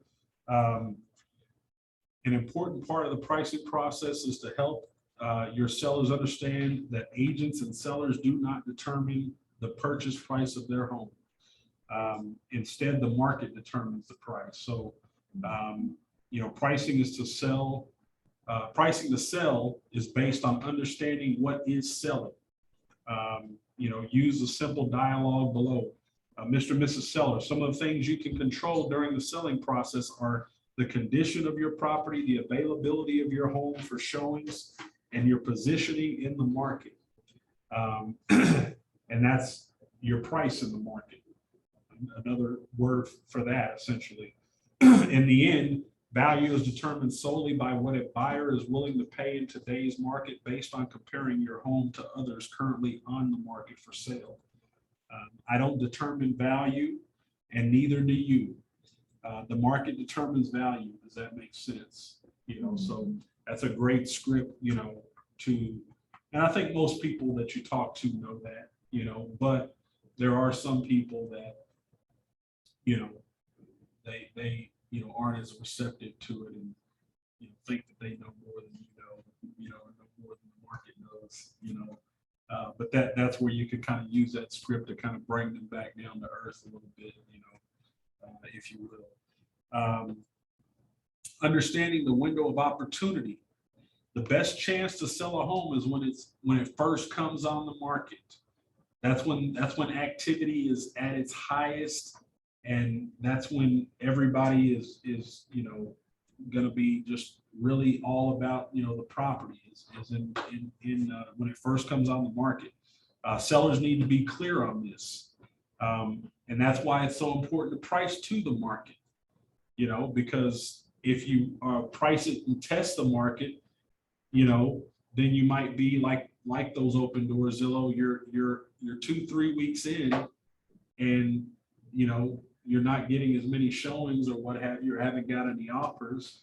And once you get beyond that point, they say that your activity really starts to decline. It dropped 5,000. Right. Then you have to make a price drop, right? Because you've already kind of missed your window of opportunity. So sellers need to be clear on this, that there is a window of opportunity that opens and closes quickly. And it can happen even in this market. I mean, you're not going to deal with it as much in this market, but don't get comfortable with that because this is the market of the moment. It's not the market that, we may be in a year from now or 2 years from now. And, you don't want to get spoiled with this market. I feel spoiled because I've been in 8 years, which is a long time, but in that entire time, as I showed you guys, it's always been in the seller's market. I've never worked in a buyer's market. I've been in real estate 8 years, so it's that's again why it's important, because when we get to that point where the market does start to shift, these points are going to be very important, more so then than now. And that's what you want to be prepared for, because it could be a different story for you guys, to where you're standing up here 8 years from now, you're saying, I've only been in the buyer's market, for this entire time, and it's going to be a completely different, dynamic. And this material is important more so to that than today's environment. So the following graphic depicts how buyer interest climbs rapidly when a listing hits the market and declines at the first month, after the first month. The first few weeks are make or break time for most listings. So as you can see on that graphic there, it goes up and up until we get to week 3, and then it starts to decline. It says that, in between weeks 4, 5, and 6 are when most offers are received. We know that today, in our environment today, that's not particularly accurate, because we're in a different dynamic. Most offers are received within 2 days, but Is there, and I've never sold $1 million home, but I assume $1 million homes are on the market longer. Maybe like townhomes don't sell as quickly. Yeah, I mean, I think it kind of depends on the area, but I am seeing, in DFW, I mean, even those are going fast. Yeah, I mean, I don't sell many $1 million homes either. I mean, the highest sale that I've had was like 800 something, but don't have many of those. But I see other agents who kind of work in that space, and it looks like they're selling homes just as fast. What about townhomes? Townhomes, I mean, there aren't a whole lot of those right around here, especially in condos and things, but I have done some business in those. I have clients right now actually that I'm working with that are looking at condos and things like in the North Dallas area. That's where more of where you see those. And those are going fast too. Like the last 2 that we were, and this actually, the last 2 was actually more like a what's called a garden home or a 0 lot line. And it's similar to a condo, but it's got its own address and not a unit number and such. But I mean, though that we lost both of those multiple offer situations, and those went in a couple of days. So it's all the way down to that. And I think it's even more so happening with that in those areas where they're available, because those are the more affordable homes too. Especially in those areas. So that's why it's trickled down to that, not as many. I mean, I would certainly say that not as many people want a condo or townhome or half duplex as they do a single detached property. But to answer your question, I think it's still the same in those housing types as well. Yeah. All right, so moving on here, price to reflect market movement. So pricing requires facts and numbers, yet it is also an art of persuasion. Choosing the right comparable property is a big step in the right direction, but there's much more to it. Your job as the listing agent is to help your sellers understand how the right price impacts the marketability and saleability of their home. Marketability and saleability are also determined by the following: market direction, whether the market is appreciating or depreciating. And so are we appreciating or depreciating? That's right, absolutely. No question from all the stats we've been looking at. If you look month over month, obviously there's a decline in supply there, but if we look from last year to this year, year over year, we're certainly appreciating, and supply has certainly gone down. Market speed of change, how quickly prices are changing and what the rate of change is. And I would say that prices are changing pretty quickly. Would y'all agree? I think we're probably, it's probably year over year. I mean, we're probably anywhere from between 10 and 20% increase year over year on a lot of homes. I mean, shoot, some of those are 10% in a day, you know, because 5% over here. yeah, I mean, you know, it's crazy, you know, and that's what's crazy to think about, because I think about that, I'm like, wow, like this home sold for 10% over asking, like one of the last ones that I lost on, you know, because went back and asked the agent, and she told me, you know, what it sold for. I'm thinking, man, if your home value increased by 10% in a year, that's a freaking good year. You know, that's a good percentage of investment return, right?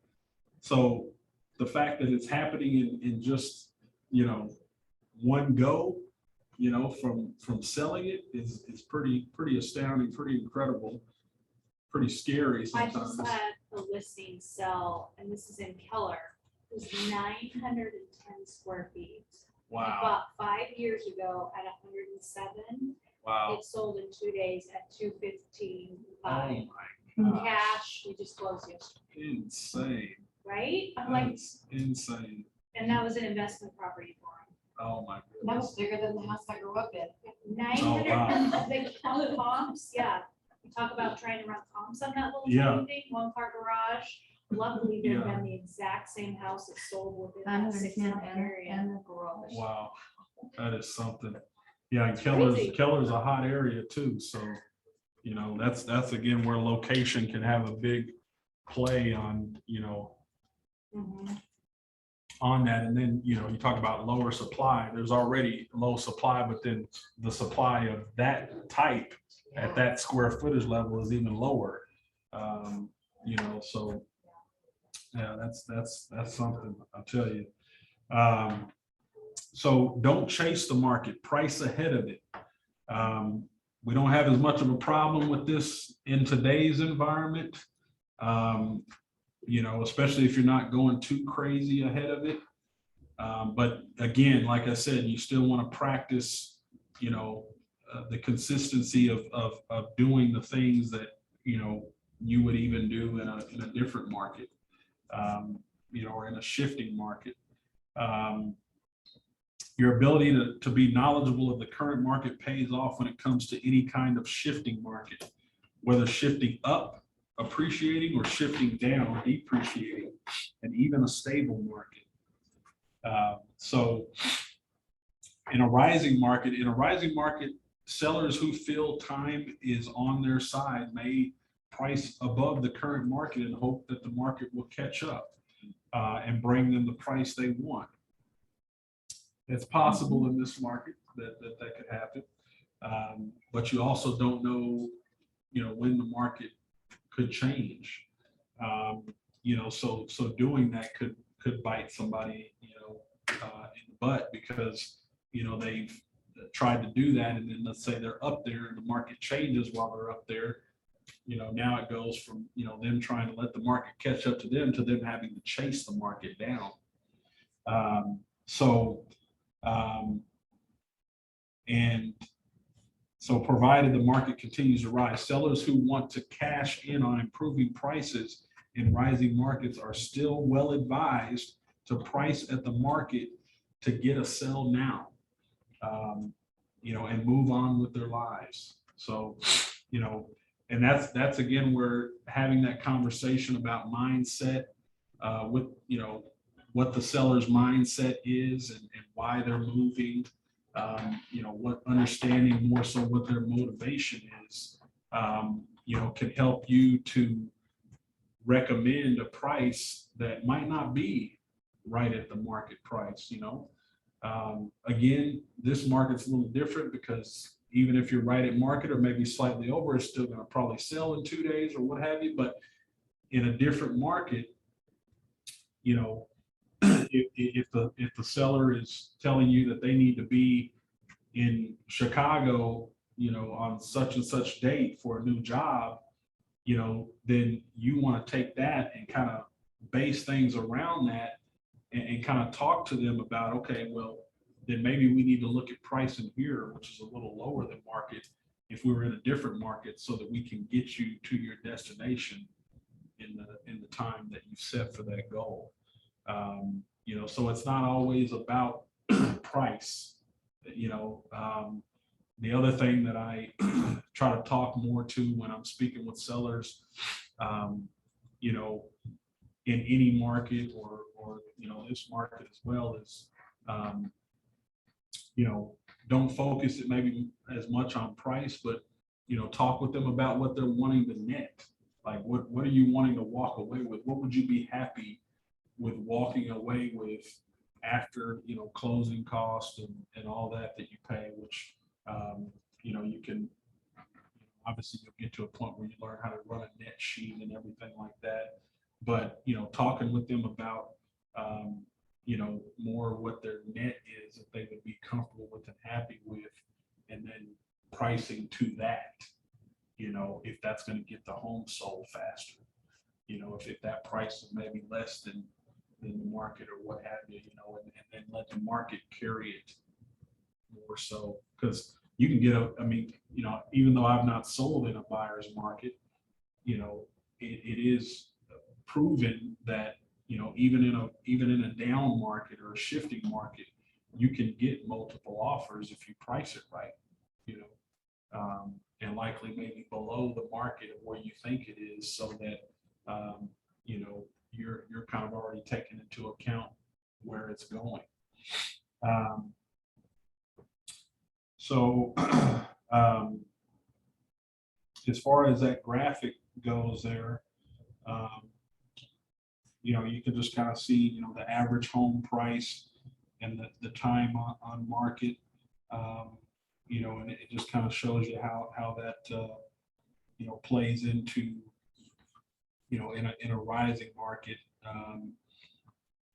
what that would look like as far as, somebody was trying to play catch up, or, was trying to have the market catch up to them. And then the declining market, when prices are falling, sellers make a huge mistake by pricing too high, hoping to attract the offer they want and thinking they will drop the price later if that strategy doesn't work. And that's where chasing the market comes into play. Like, this right here is going to be very crucial and important when we do get to that point where we're in a declining market in terms of prices rather than an appreciating market, and really making sure and using this and showing the seller this and saying, look, I know you want this, but with the way that the market is, we have to be really careful in how we price it, because, even in a declining market, even if you price at market, then you're probably not pricing it right, because, depending on how long you stay at that price point, then it could be, if you don't adjust quick enough or accordingly, then, you're just going to be chasing it down. And that's what this kind of represents here. The reality is that most sellers who do this never correct enough to keep up with the price reality. Sellers who price right will get the buyers, while the listing that's chasing the market down will take longer to sell. And that's what this illustrates here. The seller wants his price, which is a higher price than where the market can kind of bear. And they're but that's what they want. And then you're in a declining market. They wait too long to make that price correction. And then once they make that price correction, it's already too late, because the market's already on its way down again. And then they're just chasing as it represents there. So that's why it's important, to likely from the start go even lower than what you might think in a declining market than what the comps are showing. Don't be afraid to be professionally honest. This is a big point here. Pricing right is hard work. Like I said, not an exact science, but it's worth it, because it gets your sellers to their goals and you make money for your business. Professional honesty is the best approach. It means understanding where the customers are coming from and being professional enough excuse me, to stand up for them and tell them the truth about tough topics such as market conditions, property condition, features, amenities, location, buyer and buyer agent feedback, comparable property sales. All these things are going to go into, if you do have to have that conversation with the seller that they need to reduce the pricing, you know, all these things are going to go into that, and being professionally honest with them and not telling them just what they want to hear, or telling them, you know, something because you don't want to deal with that, you know, confrontation. Because I mean, having, you know, that's probably one of the toughest calls, you know, and you know, the worst calls to want to have to make to a client. You know, I've had to do that before, even though I've been in this market the whole time. It hasn't always been this strong. So, you know, having to call and have a pricing discussion with the seller and tell them, hey, I'm sorry, you know, it looks like, you know, we need to drop this. You know, that's a tough thing to do. Nobody wants to do that. That's why, another reason why it's important to price it right from the beginning, so that you don't have to have that conversation with the seller.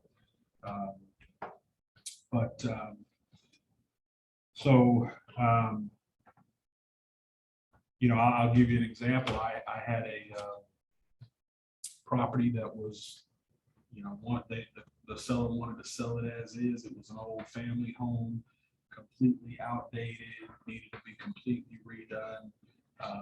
Sometimes those are very hard to price, and a lot of times the sellers do want to be higher than what you really where they should be, you know, because it's not as easy to distinguish, you know, what it should be priced at, because, you know, they're not an investor, you're not an investor, you're not a contractor, they're not a contractor.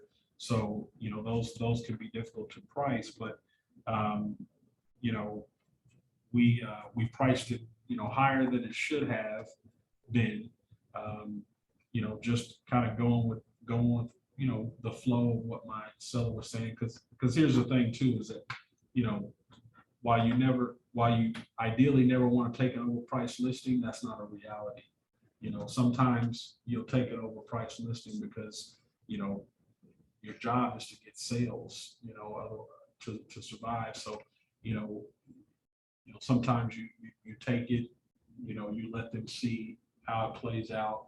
And then that's where you have that honest, professional, honest conversation with them that, hey, you know, this is not looking good. We're not getting much activity. We're not getting any offers, you know, and really make a, you know, tough call as to telling them they need to come down, you know, a certain amount. And I had that with this one particular client.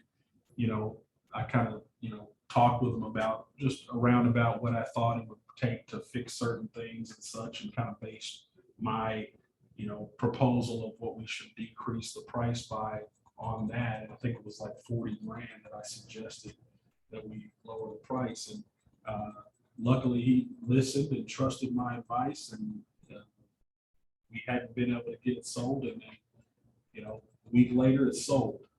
So, so yeah, you know, it sucks to have to try to tell a client, hey, you know, we should drop this 40 grand to get this sold. You know, sorry, you know, but again, it all goes back to that beginning conversation that you have with them, setting those expectations up front. And the one thing I would suggest in those situations, that if you are in a situation where you have to take an overpriced listing, is that you have that conversation with the seller at that time, and you let them know that we can do this. However, I don't, you know, particularly agree we should be this high. We'll put it on the market, but if we don't have such and such amount of activity in a week or what have you, then we need to lower it to my price, and get that agreement from them up front, you know, so that way, whenever you do have that pricing conversation with them of reducing, it's not a surprise, you know, and you're not looking like the bad guy, you know, that's having to tell them, you know, that you didn't price it right. Well, we already had this discussion. I told you, you know, this is where, you know, what it was gonna look like. They say that, at least when I was with the McKissick group, this is where I learned this from, that if you put a home on the market, and obviously this market is not a good example, but another type of market, a less strong seller's market. If you have a home on the market and you've had 8 to 12 showings and no offers, it's time to have a pricing reduction talk. Or if you've been on the market for, depending on the activity in the market, if you've been on the market for a week or two and you're not really getting any showings, then that's the time to have a pricing reduction discussion. So, that's just one thing to keep in mind, that if you do get in that situation, and you're, having a lot of showings but no offers, you probably need to drop the price. That one, I think it's not as good from inside. The price is right. The other one, no showing, I think is the price is wrong from the first place, right? Yeah, that or, it could have to do with condition. Yeah, the condition is not good at, maybe in picture it was looking good, but when Yeah. you see in person, it's not even close. Right, There are a lot of showing, but no one likes it. right, And the other one, I think picture and price both are wrong. right. Nothing looks pretty. Yeah, absolutely, absolutely. Yeah, that's for sure. And then that's where, you may have to make it even more, drastic drop than, what you anticipate to really drive that appeal to it based on price, because condition can't really change in that particular scenario.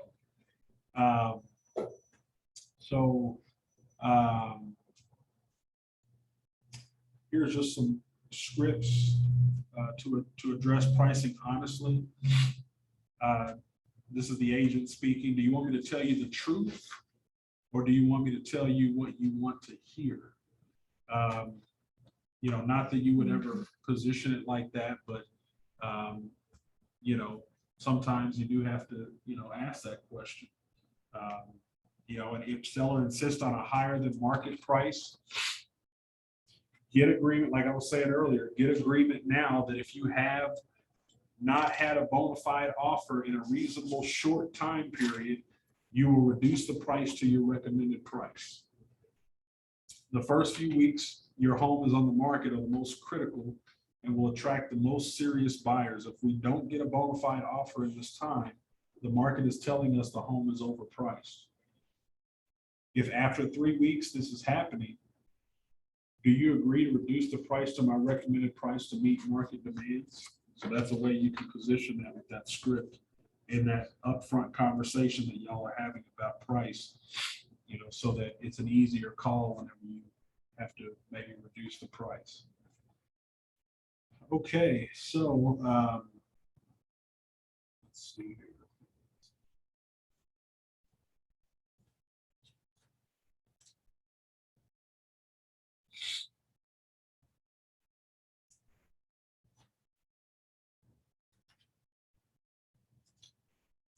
Just kind of, so for the sake of time here, wow, I didn't realize it's 11:40. My goodness.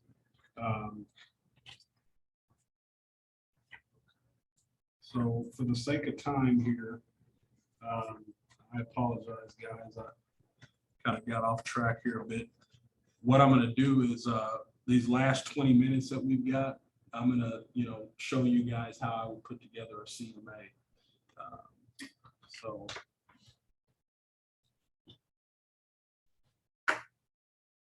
All right, so let me give these to you, and you guys can already gave one to. These are just a few properties that I pulled that I was going to have us kind of work on CMAs, but I'll just kind of do the first one and kind of show you guys how I would go through that, and then you guys can practice at home with the other ones. Okay, so. The way that I like to approach doing comps is, of course, we're going to go to search we're gonna go to residential. And then, I go to detailed, which is gonna give me just more options than the quick option as far as, putting in criteria. So what I do once I get here is I'm gonna check coming soon. I'm gonna check active contingent, active kickout, active option contract, sold and pending. And I'm gonna go back basically 6 months. Whenever a seller, or rather whenever an appraiser is appraising a property, they're gonna look back 6 months is the most that they typically wanna go when we're talking about residential property in the city. Because that can change once you get into rural areas and so forth. But just talking suburban areas, they'll go back 6 months on the time frame. So I do like 183 days because 365, it's 182 and a half. You could do 180. I mean, it doesn't matter. But so I go back 6 months so I can see the whole picture. In a fast moving market, whether it's moving fast to the downside or the upside, then you want to really focus more on the 90 days back, or the sales that have happened most recently. Even though you're looking 6 months, you want to focus on the sales that have happened most recently to give you a clearer picture of what that looks like. So I check all those so I can see the complete picture of what the market's doing. Solds are what's most important. Okay, but active and all of that gives you a picture of what's going on in the market. Okay, now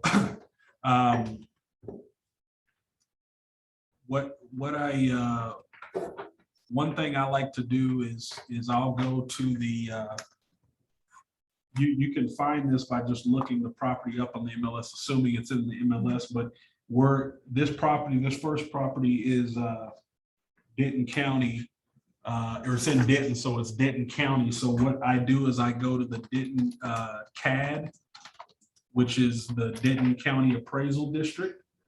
And there I can, kind of see, what the square footage is and everything like that, if it's not listed in MLS. And from here, I can just go to property search. And then I put the address in. So this one is 2600 Arabian. So I type that in and it brings up that property. I click on it. And then I've got some property detail. I can see the legal description, which is going to tell me what subdivision it's in.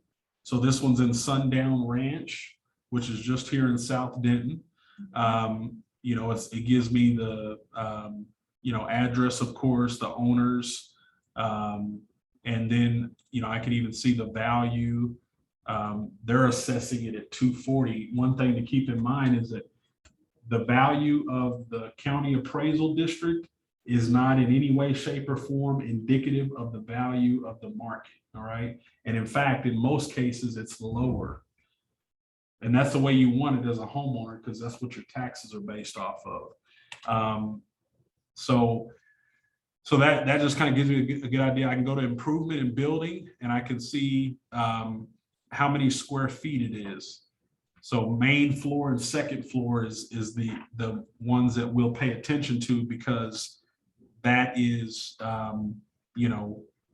what the heated and cooled spaces are, what they base the square footage off of, not the garage, okay? Or any open porch or anything like that. I could see when it was built, which is important too for running comps. So this one, we're looking at what, 34, 35, 36, so 1836 square feet approximately, built in 2004. Now, one thing that this doesn't really tell you is how many bedrooms and bathrooms it has. So that will be where you might have to ask the client if it's not on MLS while you're, when you're running your comps before you go meet with them. Or if you can look on MLS, then you can get that information from there. But I can see what the lot size is, 0.16. That can have an effect on the value of the home as well. Like if I got a smaller lot compared to a larger lot, that larger lot's going to carry some more value all else being equal. So let me go back to the MLS here. What I'm going to do real quick is just look this property up so we can see as well how many number of bedrooms and bathrooms it has.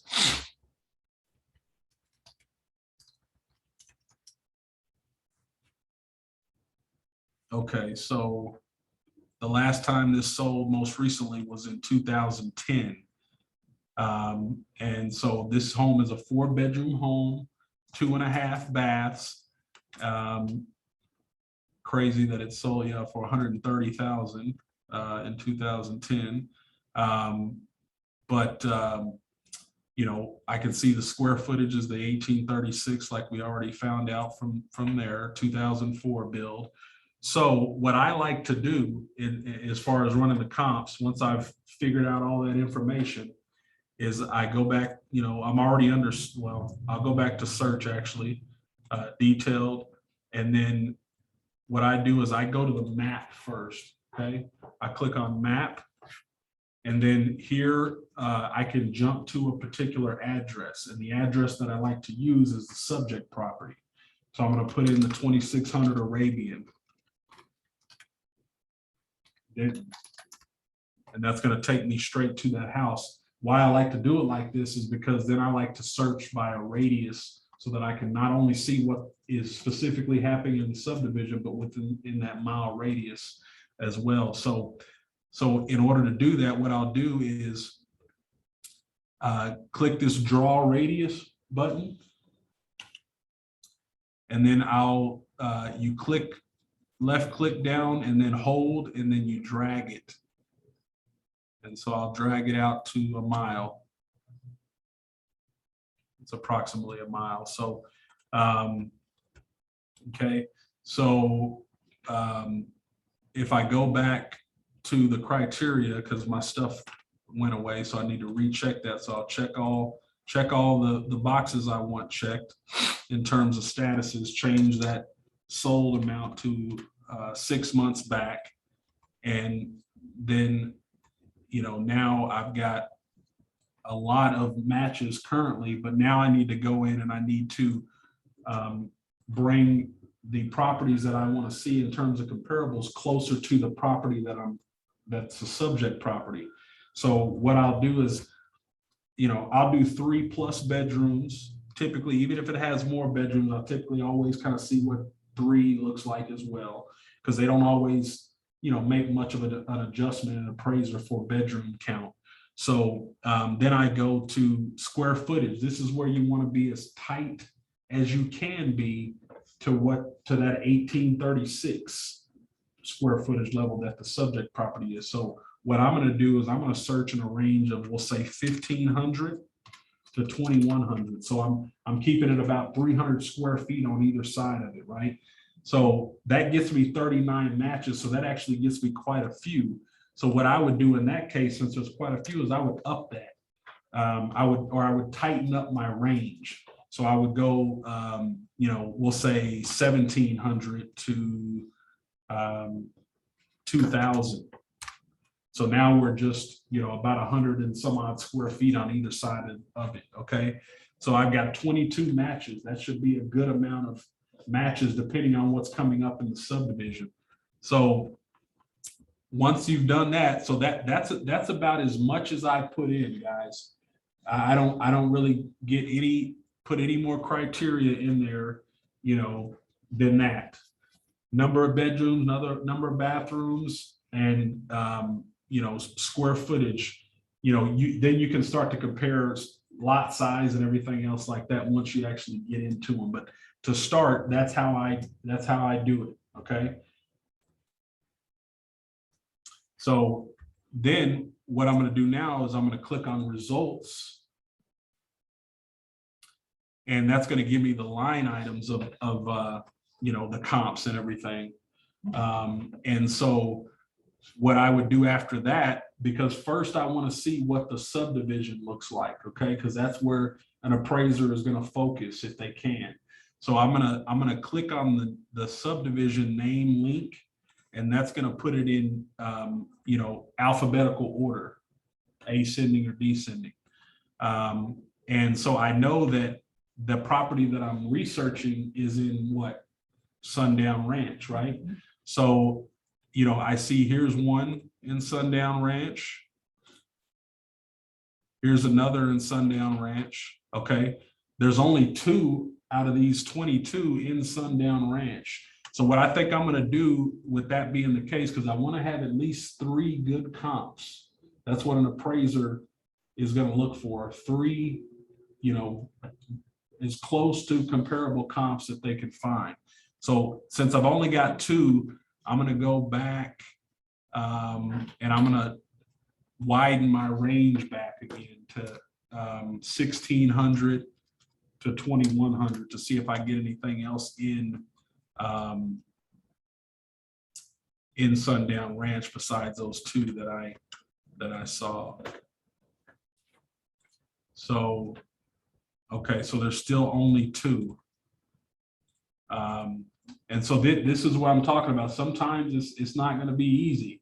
So, you know, but you can still possibly work off of those 2 to come up with a price for the subject property, depending on the things that it has or doesn't have in terms of updates or the lack thereof and so forth. So, you know, if I had more comps, obviously I would want to add those as well. But just looking at the subdivision here, once I've checked the comps that I want to use, then I come over here and I keep it real simple. I click on this quick CMA down here. So you check the ones you want to compare. And then once I click quick CMA,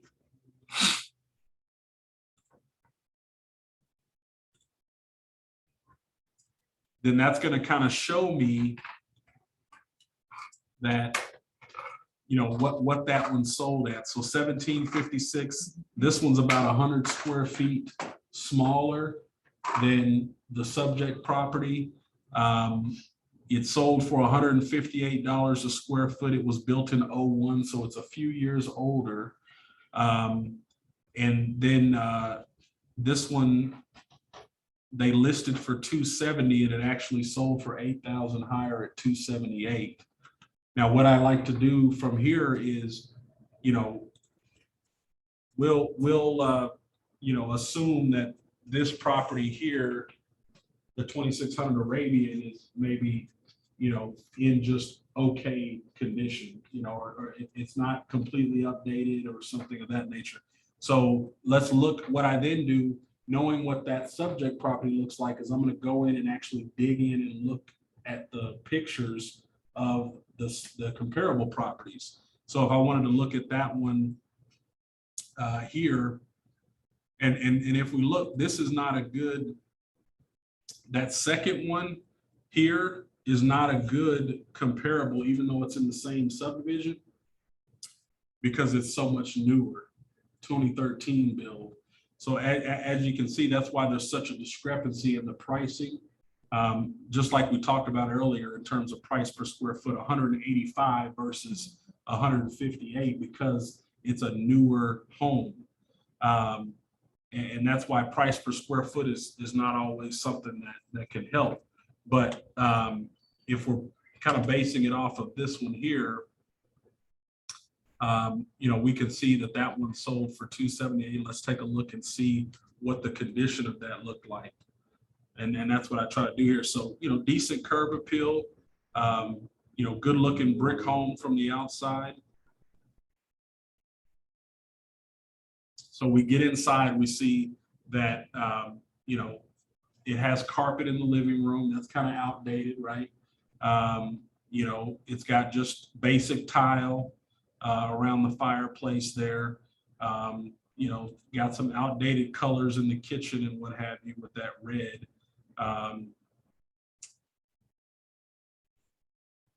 Want to get kind of more into the kitchen. Okay, we've got Formica countertops. That's just going to be a basic countertop, laminate countertop. You know, older style cabinets. We don't have any popcorn on the ceiling. That's good. Just basic laminate. Basic square tiles, you know, there that they use on a basic level, no backsplash really in the kitchen, that sort of thing. Carpet in the bedrooms. No updated bathroom or anything like that. You know, just pretty basic as far as that goes. You know, backyard is, you know, not bad, but you know, nothing overly sized on the lot or anything. No, you know, covered patio, nothing like that, you know, would make this home stand out up in that higher range, you know, of where it should go. Now we know, let's assume, so assuming that 2600 Arabian was, you know, in around about the same condition, had you know, about the same updates, you know, that sort of thing, then this could be used as a good comparable, and we would really, you know, kind of base our pricing around that 278 number, right? Likely so. Now we would want to have more comps ideally, you know, to be able to back that up. But, you know, we can, you know, ours is a little bit larger slightly. So what we talked about earlier is inherently the price per square foot goes down as it gets a little bit larger. So let's say that I utilize that as a way to come up with my pricing. So I would look, you know, there's a number of ways to look at it, but you know, if I go in and I say,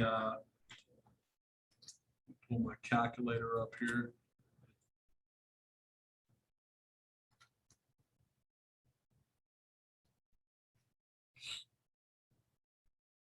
Come on. So knowing that, let's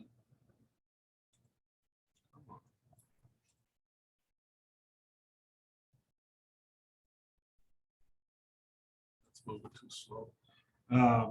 So, you know, if knowing that we're a little larger and that I might be, she's a little late. Knowing that we're a little bit larger and that inherently in real estate, the larger the price per square foot in comparison to another, the lower the price per square foot should be, you know, the larger the square footage. You know, let's say that, you know, I would want to, you know, kind of play with this and say, okay, what would it look like at, you know, 155 a square foot, for instance. So, and we were at 18, I think, what was it, 1860 or trying to remember what, let me look at- Arabian's 1837. 1837, okay, thank you. So 155 a square foot times 1837 brings a price of 284,735. So, you know, looking at it from that perspective, you know, I think that would be a pretty good price, maybe price it around 285 if all things were fairly similar to that particular property. You know, I think that would be a pretty good price to set it at. You know, that's in line with this comp. Now, obviously, you know, if we have a situation where it's one that's been updated, let's say that the Arabian property was pretty updated and it looked newer and more modern, then we might be pushing closer to that where that range was at. So if we go back here and we look at these two, the high point was 348, 278. You know, then you know, you may kind of work to find a happy medium in between there. If it's an older home but it's been updated, you know, not quite as new as a 2013, which also that one has a pool, so you know, you have to take that into consideration. So if you're, you know, you don't want to be comparing one to a property that has a pool to a property that doesn't have a pool, because it could kind of skew the numbers, you know, because pools are going to definitely bring some additional value. But, you know, that's, essentially kind of a basic way that I, kind of come up and pull comps. I try, like I said, try to keep it simple, because it can get complicated. Now, one thing to think about, another way that I kind of, will look to price homes is thinking about how an appraiser is going to do it, because an appraiser is going to do it like this, but on a more, on a deeper level, because they're going to actually go in and make the adjustments for those differences. Like, for instance, I've got one of my last appraisals here, and they are like, this is something that you can write down. $65 a square foot is what they used for the adjustment for there being a variance in the sizes. So, like, for instance, the subject property on this appraisal was 1733 square feet, but the one that he had to use, one of the ones he had to use because of that was just what was available, was 1927 square feet. So what he did is he reduced the price of the 1927 square feet one by $12,600 to make it more comparable. And if you take the $12,600 and you divide it by the difference in 1927 minus the 1733, that comes out to $65 a square foot about. So that's something that you can do as well in your pricing. Like with this particular instance, we can try it here. So we'll say 1756, 1836 minus 1756. 1836 minus 1756 is 80 square feet. If we take that 80 square feet and we multiply that by 65, that's $5,200. And that home sold for $278, and I suggested $285. Pretty close, right? Based on using that method of making that adjustment like the appraisers do.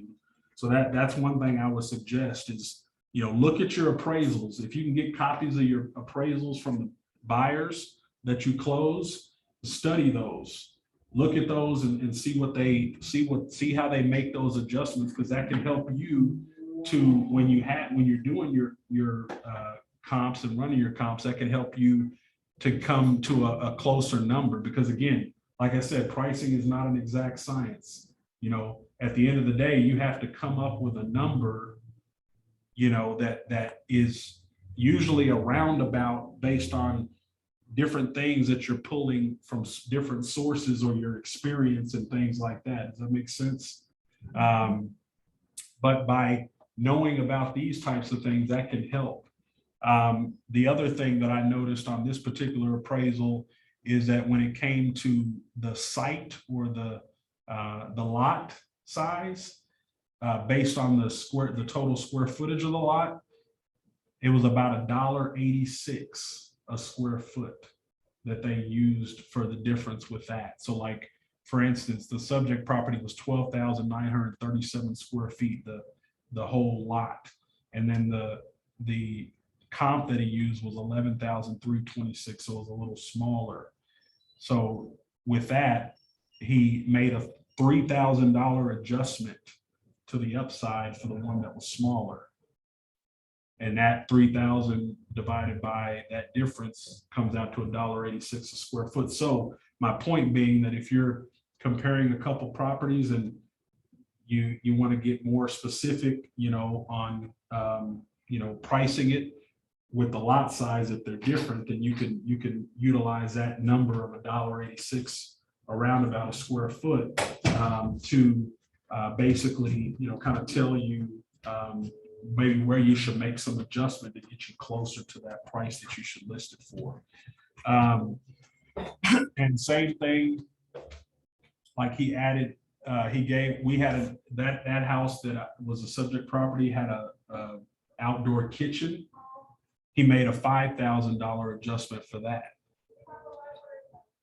I don't know how you come up with that number. Like, Well, yeah, I mean, it's the way that they come up with it is gonna be through their practices Yeah. and the things that they learn being an appraiser that are relative to the Texas Real Estate Commission for appraisers.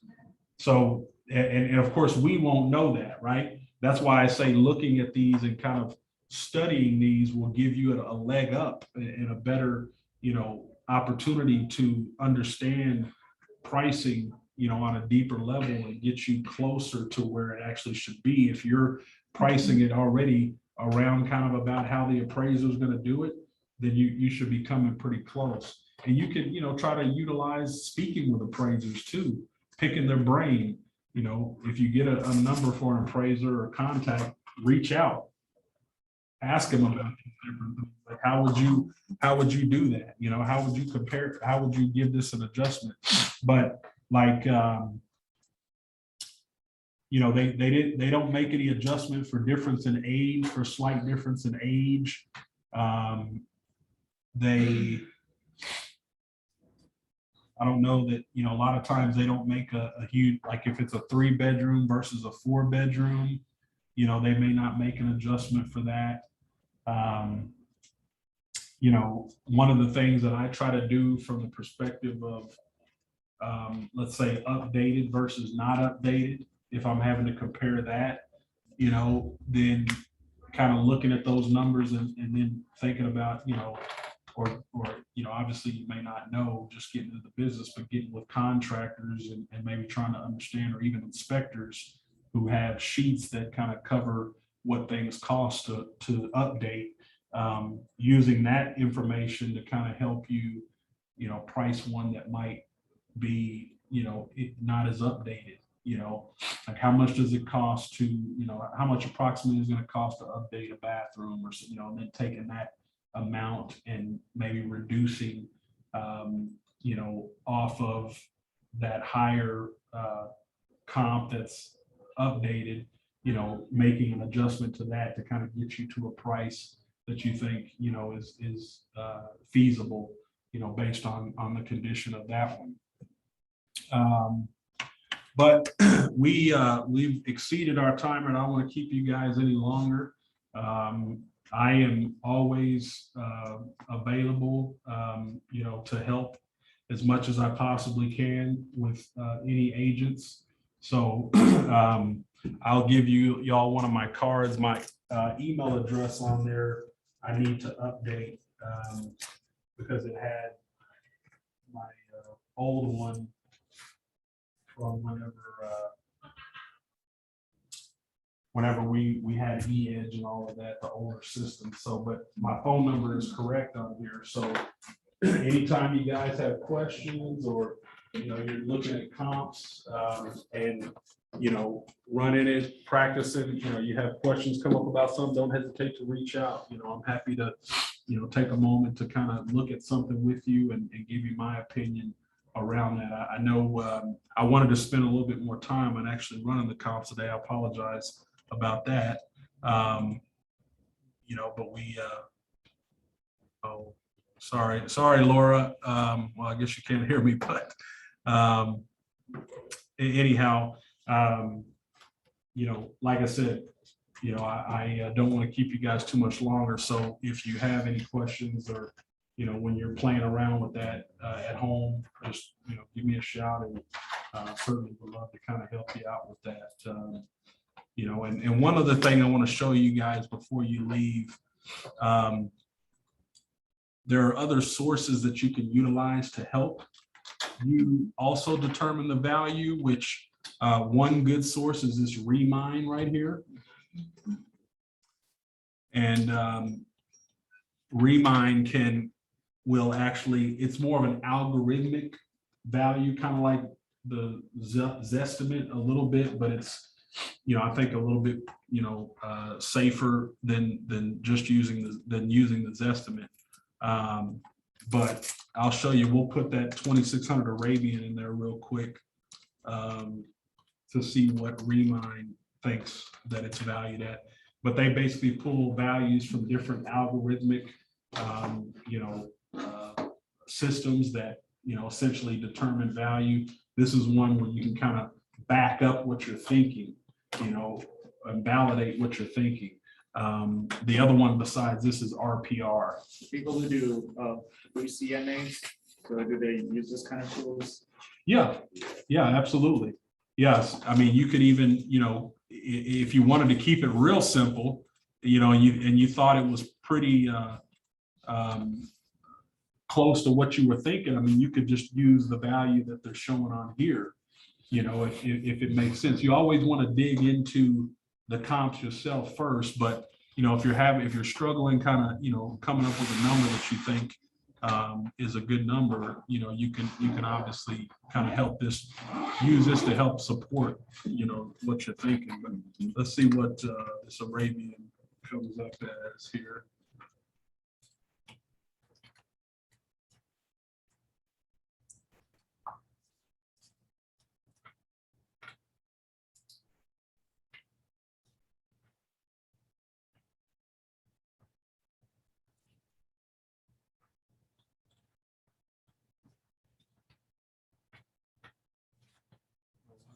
Computer moves so slow. Okay, so yeah, this one is.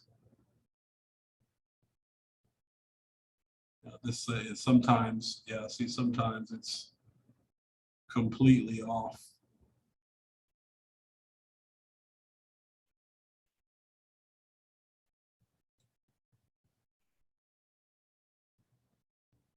So they're saying 300, they're saying a range of 240 to 386. And sometimes, that might be something that you initially come up with as well as kind of a range, especially if it's one that, has some condition issues. You might more so initially, before you actually get there and evaluate it, tell people, tell your client that you're speaking with, this is kind of the range that I think, it's in as far as, selling. But they've got a pretty wide range, but Remine actually has it at 281, so that's not too far off from the 285 that I suggested. Redfin at 300, Zestimate, it's always kind of off. They've got it way high. So that's where I say, this is used more as a support tool and to help you kind of think about it rather than just going with this. That's pretty close. But yeah. 282. Yeah, fairly close, just looking at the Remine figure. And then the other one that you can utilize is, let's see, where is it? I'm overlooking it here, I think, unless they don't. Is it RPR? Yeah, there it is. I'm overlooking it. Thank you. So yeah, RPR. RPR is another similar to Remine, where when you go there, you put in the info, and you can also with RPR, you can, add, like if it's got, updated bathroom or different things like that, that will give you some more detail to kind of help you. Well, that's not pulling up, but you can utilize that. RPR, Remine, I use those in the MLS. Those are kind of my main three go-tos in terms of coming up with comps, and checking comps. Always try to see, just to have an idea what the county appraisal district is valuing it at, so I can know on that, okay, they're typically lower, so if I'm right around that number, maybe I can go a little higher, because most people are going to pay more, I think, than what the tax rolls will show. But I'll leave it at that, guys. Thank you so much for your time. And I hope that you guys enjoyed the class. And like I said, don't hesitate to reach out if I can ever help you with anything. It was a pleasure meeting all of you. A quick question before. Yes. So to do CMAs, is it typically like a certain amount of solds you want and like actives, or is it just whatever is the closest to the? So solds are the most important. Okay. Because that's what the appraiser is going to base it on. And I would say you want to have at least 3. Okay. At least 3. The more the better, but at least 3. Okay. Do you and- ever include like active or? So pending I do items? include that, like I was showing you, I'll pull those up too, because yeah, when it comes to, you know, maybe a market that's, you know, more moving to the downside, that can be very important because, and even now, but that, you know, is a strategy that you can kind of put in place to where, okay, you know, if such and such, you know, if this one's at this price, I want to come in under that so that, you know, I'm getting more, you know, I know I'm going to get more looks, you know, if I'm relatively comparable and I've priced it under where the active, where the or the lowest active one is. If that's an acceptable price for your client, that could be a good strategy, you know, in looking at the actives. So actives are important, I think, in research and doing CMAs, but the most important and what's going to be really the focus is going to be what they've sold for, because the actives can, you know, they can. Active can help though, if it's like sitting for a long time and price, you know, different price, so you can say the price around this has been, you know, out for sale forever. Right. So they can use it in that way. Yeah, exactly. You can gauge it with that too, to say, okay, this has been sitting for a long time at this price, so we probably don't need to be anywhere near that. Yeah, this one is sold, was priced this much, and this one is active for 60 days or 30 days and. Absolutely. Yeah, great point, yeah. Like I said, that's where, because it's not an exact science. You're pulling different, you know, things from different sources and areas that help you to come to that conclusion of what you think it should be. And based on the market, you can be more or less aggressive with that. Thank you. All right, you bet, guys. Y'all have a good rest of the day. You too. Thank you. You bet.